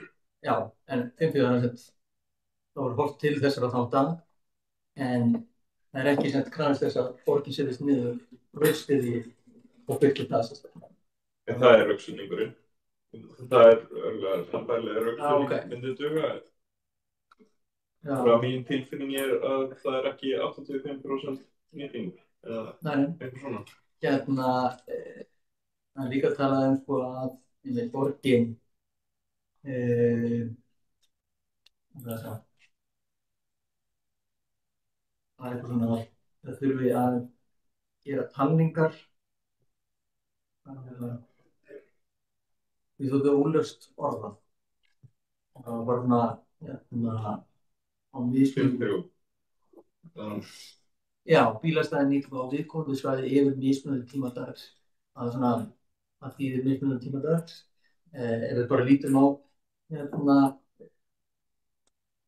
framkvæmdina þarna við háskólasvæðið, Áttargötu og Aðalgötu, þá voru það gerðar einhver talningar, en það var sem til dæmis ekki helgar. Og virtist vera íbúarnir sjálfur gerðu talningar töluvert ítarlega. Það er bara samræmdist ekki alveg þessi mælingum höfðu gerðar. Það var svona hlutir. Varðandi rökstuðninginn, það var til dæmis það að ekki ákvað að setja á GFB sem sem þetta ákveðið gjald, 20 krónur til klukkan 6 eða 9, ég man ekki nákvæmlega, en Háskóli Íslands hætti gjaldtöku klukkan 4. Og það svona, það svona rökstuðningur sem mér finnst ekki alveg passa. Svo það svona hluti sem þeir í renni gegnum, það mér finnst ekki vera neitt sérstaklega svona clear cut verklagsreglur sem að segir bara nákvæmlega hvernig við má fylgja, þannig að komi í veg fyrir svona mislukun eins og var þarna á þessu ákveðna svæði, sem einmitt var tekið það. Halldór. Já, ég ætla bara að segja að einmitt ég heyrði í fólki sem býr á svæðinu og það var mikil óánægja með þessi áform og það var bara þannig að þau treystu sér ekki til þess að fá foreldri sinni í heimsókn, hlutari fólk sem að þau vilja leggja nálægt þeim og svo framvegis og vera þá á kvöldi eða passa eða hvað það var, það bara var að komast upp en sig. Þannig að það er bara mjög skringilega að þessu staði og mikil almenn óánægja meðal íbúa með þessi áform. Þannig að við þurfum heldur betur ég sé ekkert sjálfsög að því að eftir klukkan að vera til klukkan 4, þannig að þá er raun og veru verið að hjálpa fólki að halda sínum stæðum og það sé ekki verið að misnota þetta svæði. En umfram það er alveg galið að mínu mati. Eitt held ég að bara vanda í verkefnum og það er að hafa kynningu eða samráði hagsmunaaðila fyrirhugaðar breytingar, ekki eftir á. Nei, einmitt. Og það var eitt sem við getum óskað eftir. En ég er svo sem ósammála að það ætti að vera fritt að leggja. Mér finnst allt í lagi að fólk á bíl þurfa að borga fyrir stæðið. Ég er á bíl og ég borga fyrir stæðið. Ég fæ ekki stöðumæla sagt ef ég borga fyrir stæðið. Það er mjög einfalt. Svo er þetta og bíl sem er lagður í 4 klukkustundir á dag frá 5 til 9 og þegar gjaldskilan er eftir vinnutímana. Á virkum dögum, 10 tímar helgar, samtals þó að gjaldskilan sé þannig alveg í 24 tíma samtals yfir helgar. Þá kostar það 343.000 krónur á ári í P2, sem er alveg kostnaður. Íbúakort, það kostar núna 33.600, þannig að það getur kostað tífalt og samt skila sér í sparnaði fyrir eigendur. Þannig að það er alveg ein pæling þarna sem myndi hjálpa íbúum þar sem það er gjaldskildað mjög langt fram eftir kvöldi, að það myndi vera fastur, það myndi alveg geta kostað meira en það kostar í dag og samt er bara fínt. En gestir koma bara í nokkrar klukkustundir. Við erum ekki að tala um háan kostnað og þannig að mér finnst það að vera svolítið léleg rök að það þarf að borga fyrir að leggja bílinn sitt. Mér finnst það allt í lagi. Og þetta er svo sem umræður sem við farið fram í margar áttir. En gjaldskyldan hefur gert það á götunni þar sem ég bý að það eru alltaf núna laus stæði. Það var ekki raunin fyrir hálfa ári. Og það munar rosa miklu fyrir mig sem íbúi. Og ef að gjaldskyldan væri bara til 4, þá myndi ég ekki fá laus stæði þegar ég kem heim frá vinnu 4:30 eða 5. Þá er það strax fullt. Þannig að það að gjaldskyldan er alveg svolítið fram eftir kvöld gerir það að ég fæ laus stæði hvert skipti sem ég kem á bíl. Þannig að ég held að það sé alveg mikilvægur þáttur í þessu að gjaldskyldan sé alveg þannig að það nýtist fólk sem býr þar, ekki bara að fólk sem leggur þar fyrir vinnu borga fyrir stæði. Þannig að það er eitt sem þarf að huga að. Svo er auðvitað, það er árekstur þegar að það eru mismunandi gjaldskyldsvæði á sama stað. Það gerist líka niður í bæ, þar sem P1, P2 og jafnvel P3 og 4 er á sama svæði. Þannig að það svona sem bara þarf að slípa til. En ég held að rosa mikið af þessu eins og ég sagði í upphafi að það hafa samráð og kynningar fyrir áður en breytingar verið gerðar alveg lykilatriði. Ég var svo sem til í að bóka það, en ef það meira sem við viljum taka inn í svona breytingatillögur á þessum vegferðlum, ætlum við kannski að gera það seinna ef fleiri vilja koma að því. En ég þannig með bara alveg svona konkrétt að við að vera í verkferð breytingar á gjaldstílu eftir kynningu til hagsmunaaðila fyrirhugaðar breytingar en ekki einungis eftir á. Styð það. En það svona, ef við viljum koma með fleiri punkta þá í staðan fyrir að við skulum sitja hér að mót þá á þessum fundi þá munilega þetta bara upp seinna. Bjarni... Nei, ég var bara ég var sammála. Aðeins össut, já. Bara eins og stöðum aftur inn með ég er alveg sammála með hvað kosta og það ekki stórir peningar en það sem við sýnist mest vera að það var illa þessi stað. Það það versta. Það svona með íbúakortin sem ekki með íbúakort. Ég veit að einhverjum sem voru með sem eru með bílastæði en það var bara tekið einhverjum framkvæmdum. Þannig að kemur þetta bara þá voru ekki með gátu ekki fengið íbúa, gátu ekki nýtti sér það og voru ekki eligible fyrir íbúakortin. Það var svona hluti vegna það eins og að segja. Þau upplöðu ekki fyrirvara þá borgin setur þetta í einhvern svona kynningu en þetta bara að koma til ykkur og þá áttuðu sér bara ekki á því. Svo þarna svona eitthvað sem ég hugsa sér alveg fullt ástæð til þess að laga þessa verkferla. Ég líka alveg sammála með þetta gagnast íbúð. Það hins vegar mjög svona umhugsunarvert í þessu tilviki og það held ég að hluta til vegna þess að þetta kom aftan af fólki að þau söfnuðu undirskriftum og fengu bara alla. Það var öll með tölum sem skrifuðu undir. Og það svona velti ég fyrir með ég alveg saman, mér finnst það bara fullkomlega eðlilegt borga fyrir stæði og hluta til það með bara kosturinn að geta gengið að stæðinu sinni. En ef allir íbúarnir segja ég vil frekar vera í bílastæðaskorti og þurfa að leita og hringsal og að leggja lengri burtu vegna þess að einhverjum nemendur að leggja í stæðinu. Þá svona á ég erfitt með að gera það. Ég veit ekki hver lendingi það að vera, en mér finnst bara svona það eitthvað í þessu samtali sem átti sér ekki í stað.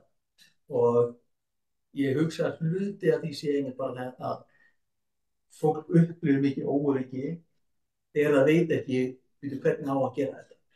Og einmitt ég er hugstuðning við þetta, það er 5% og það er ekki hvernig var það talið, tala eftir einhverjum aðferðum voru ekki að grípa það sem þau voru að tala og síðan bara eftir einhverjum stefnum en sem fólk ekki fylgt alls staðar.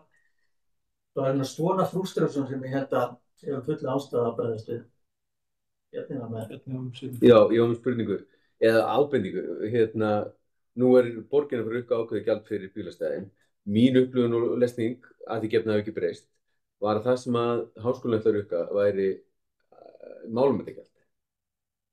Þetta var bara eitthvað algjört grín hvað alltaf verið auka. Ég man ekki hvort það voru 20.000 kall yfir árið eða þetta var eitthvað þannig. 500.000 kall á mánuði. Þetta örugglega ekki fyrir kostnaði. Nei, þetta það ekki. Sem alltaf alveg galið. Kostnaður fer bílastæði að jafnaði 50.000 kall yfir ár. Og þau ætla einmitt að auka eitthvað sem þetta kannski komin aðeins út fyrir. Háskóla... Nei, ef þú ætlar að koma samhliða þeim með gjaldtöku, sem þú veist...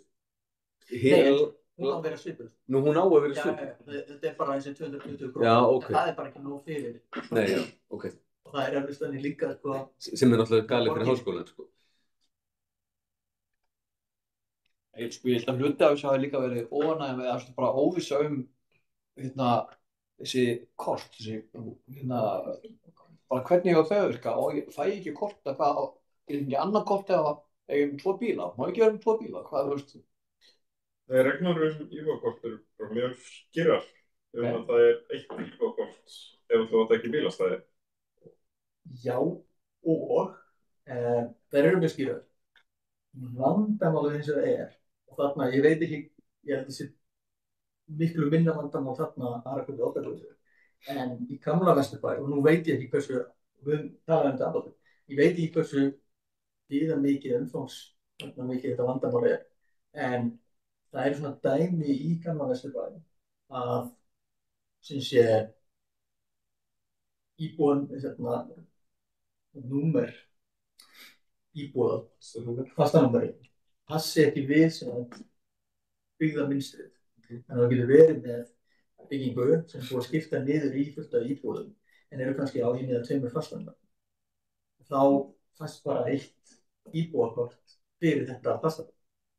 Þá það eitthvað svona, ok, það bara kannski ástæða til þess að við þurfum bara að fara endurnýja þetta, það kannski bara aldrei verið uppfært vegna þess að þetta er hvati til þess. En þá þarf þetta að vinna samhliða, frekar heldur en að það komi aftan af það.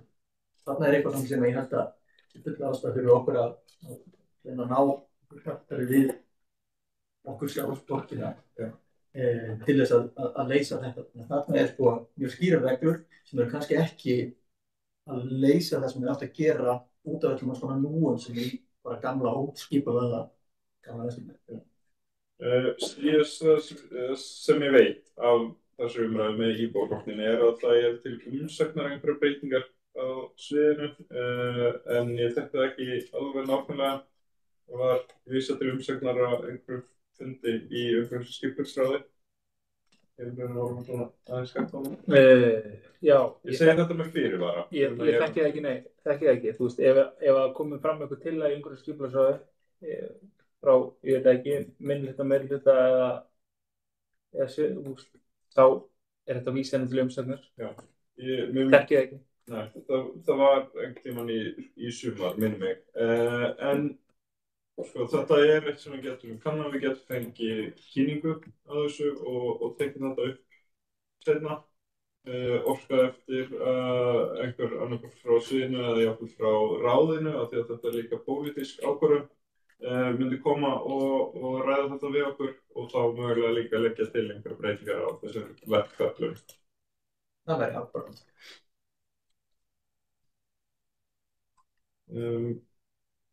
Þá erum við svona að ræða þetta og svo getum við sem sagt óskað eftir kynningu á einhverjum fundi og við heimir skoðum bara hvenær það var hægt að gera það.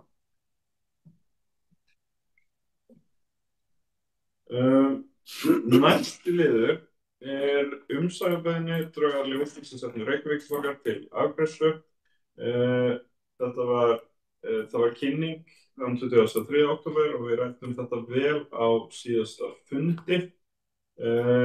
Ég sendi á ykkur punktana sem ég var komið með eftir þann fund og það sem ég var búinn að punkta hjá mér sjálfur og þið fenguð möguleikana að senda á mig og koma að umsögninni eða drögin að umsögn þannig.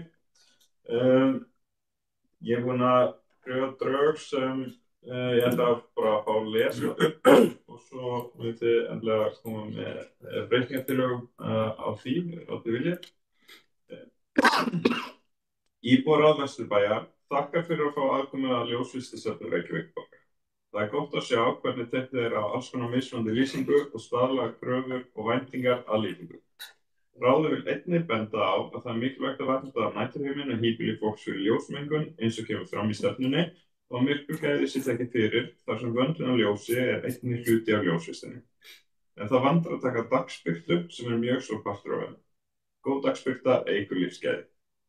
Þar sem mismunandi hverfi hafa mismunandi brag er gott að hafa svigrúm til mismunandi hönnunar milli hverfa og sniðugt að hverfiskipulag taki á því. Þá þarf einmitt að hefja vinnu við hverfiskipulag í Vesturbænum. Ráðið spyr sig einnig hvernig útliti er ákveðið innan hverfis sem er án hverfiskipulags. Þá er til dæmis nokkur mismunandi útlit af nýjum ljósum sem hafa komið upp í Vesturbænum undanfarin ár. Að lokum viljum við benda á að leiðbeiningarritin sem nefnd á blaðsíðu 23 í stefnunni ættu vera aðgengileg almenningi. Eru einhverjar athugasemdir, ábendingar? Það er að hafa snert á öllu því miklu sem að ég hef alltaf sett fram. Þá sendi ég þessi drög á heimi og svo getum við farið yfir stafsetningarvindur og málfræði þegar við förum við fundigarna. Þá lít ég á þessu umsögn sem samþykkt. Ég er búinn að senda þér í... Já, er það samhljóðið það? Þú segir það? Já. Næsti liður er umsækjarbeiðni til að breytingu á aðalskipulagi nærþjónustukjarna innan íbúðabyggðar í Skerjafirði á Einarsnesi. Við erum búin að ræða þetta á nokkrum fundum. Þetta er síðari hluti í þessari sömu breytingu sem við erum margoft búin að ræða. Á seinasta fundi þá samþykktum við umsögn. Við segjumst ekki leggja okkur gegn því að þessi breyting er í gerð. Hún er í skipulagsgáttinni undir þetta mál, þannig að ef þú opnar þarna á hlekkinn, þannig sem þú hér, þá er umsögnin okkar fyrstu umsögn og það sem við samþykktum að síðustu fundi. Er einhver sem vil koma eitthvað annað á framfærin en það sem við erum þegar búin að samþykkja? Svo sýnist ekki. Ég get þá sagt að það eru heldur engin annar sem er að hreyfa mótmæli í þessum umsögnum sem eru komnar frá þeim.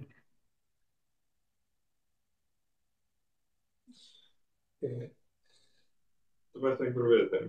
Nei, það er bara spurning að við gerum einhver athugasemdir núna, hvort það vilji þá bara vísa í fyrri athugasemdir á fyrri stigum málsins. Já, þetta er núna komið inn í málið hérna á aðeins neðar. Já, ég sá það alveg, en þetta er bara næst í fasi, skiljið, þú veist. Jú, ef þú ráðlegur okkur að... Ég þá er bara ítreka fyrir ábendingu, sko. Ég gerði það, vísa í fyrir umsögn. Ítreka par.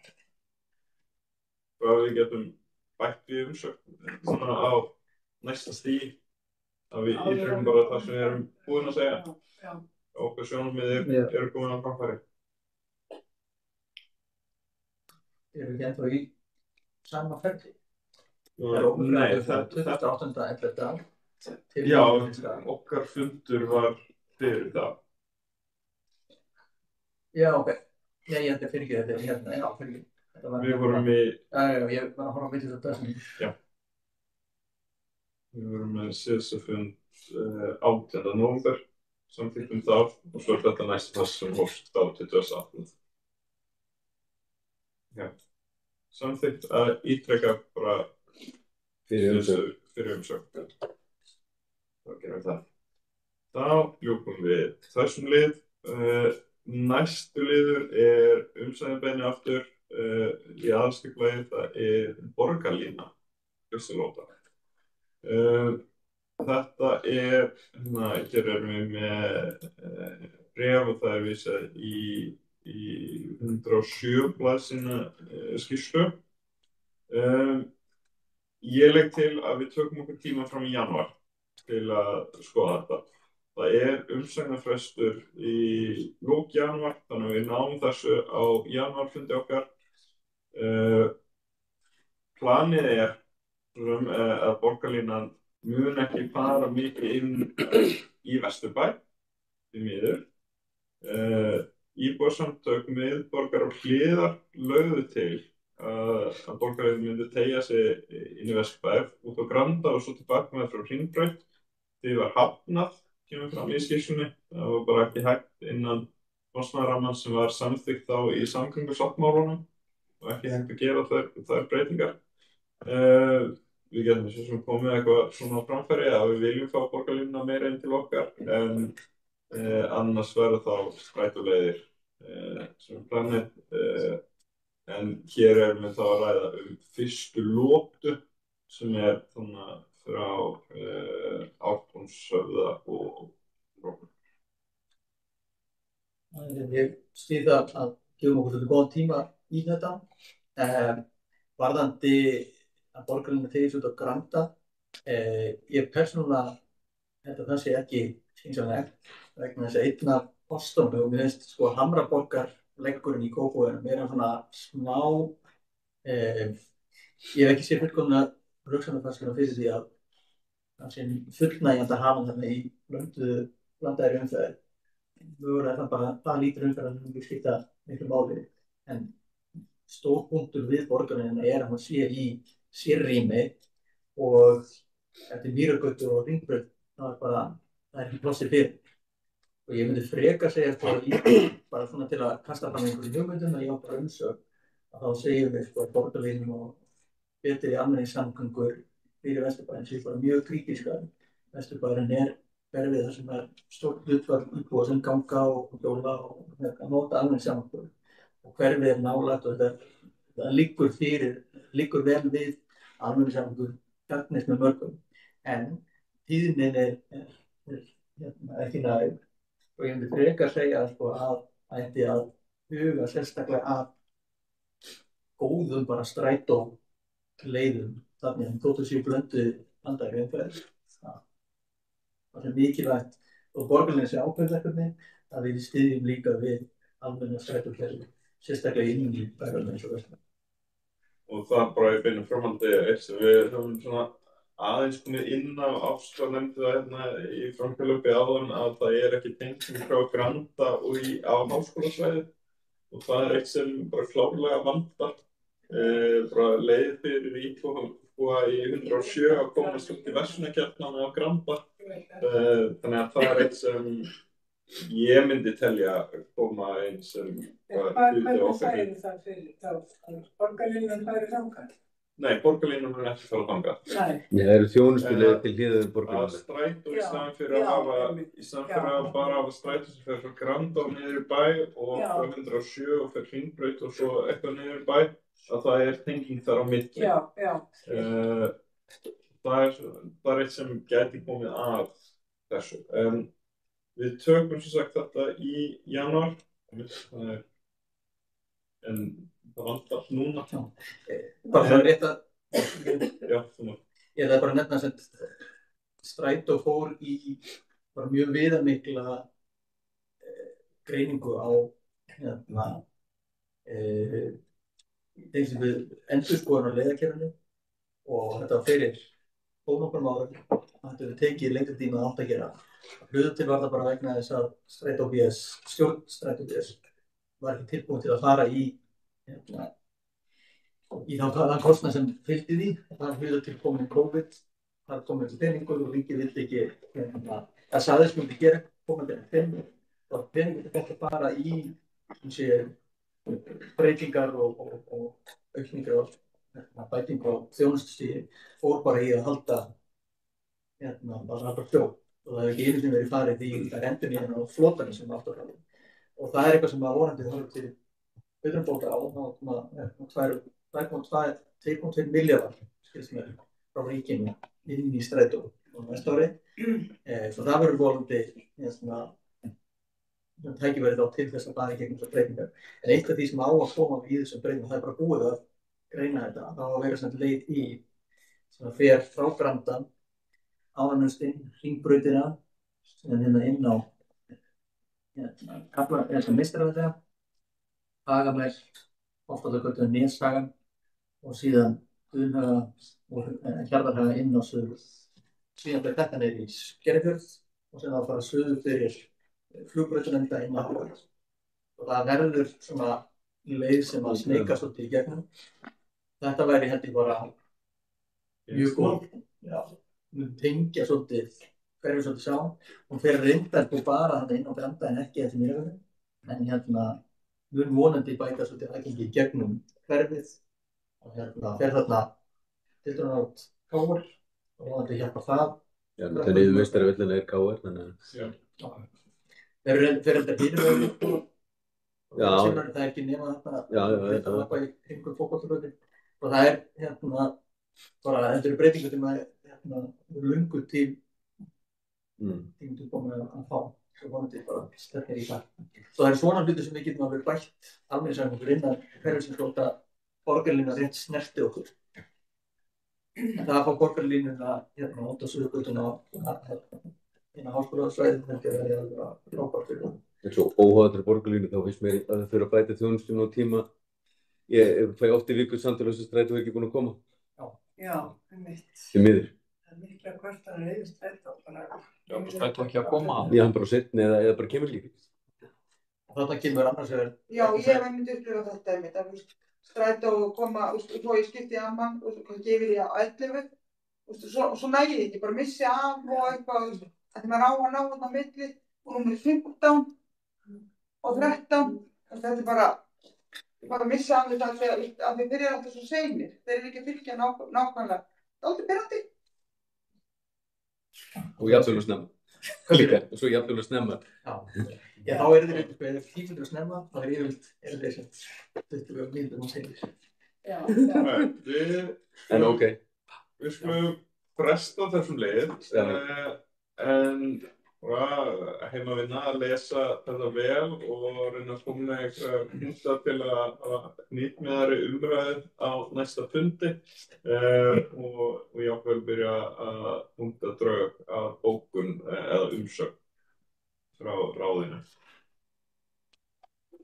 Það verður, það er kynningafundur væntanlega eða eftir miðjan janúar fyrir öll íbúar.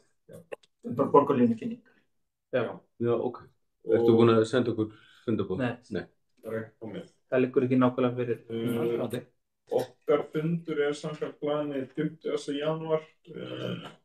Þannig að vonandi er kynningin fyrir það, annars verðum við bara að skoða. Já, bara liggur ekki alveg fyrir, en það verður bara viltu fundið hjá okkur að sökka okkur í þetta, þannig að þið getum mætt vopnum til lengs á kynningum. Frábært. Síðasti liður dagsins er málefni hverfisins. Við erum búin að ræða mörg mál sem liggja á í hverfinu og sálmál er stóra, kannski stærsta. Ef það er einhver sem er með eitthvað hér sem ykkur langar að við ræðum betur á næsta fund, þá komum þeir framfæri hér og nú, eða bara láta mig vita í kjöldfra fundar. Og 5 mál. Nei, hérna er stutt. Ég fekk bara erindi frá íbúa varðandi þverun yfir Dunham og hún býr þarna nálægt og svona við lendi bara óþægilega hættulegum aðstæðum. Ég veit fleiri dæmislíks. Þetta er þarna það er yfir á Einum. Það er einmitt. Og af einhverjum ástæðum þá bara er fólk að aka allt og greitt að mikið. Svo að annars vegar svona sökkur sem við Jóni stöksvæði, það er gaman að taka kannski nokkur á öryggi aftur. Þetta er bara nýbúin að spjalla mynda en við þurfum einhvern að gera þetta reglulega og ég er jafnvel á því að við reyna að kannski fá svona smá forgangsröðunar lista og við, ekki nefnum við, ég veit að Höskuldur sem var með kynninguna, þau eru með sinn innri lista sem þau er ekki að birta eða svona ákveðin svæði, eitthvað forgangsröðun, en það væri svona eitthvað sem við kannski myndum bara listu. Það eru fjöldi svæðin, þau eru kannski ekki öll eins áreiðandi, þá væri kannski eitthvað sem við getum átt samtal bara út í hverfið og dregið það allt einhvern saman til þess að miðla til þeirra.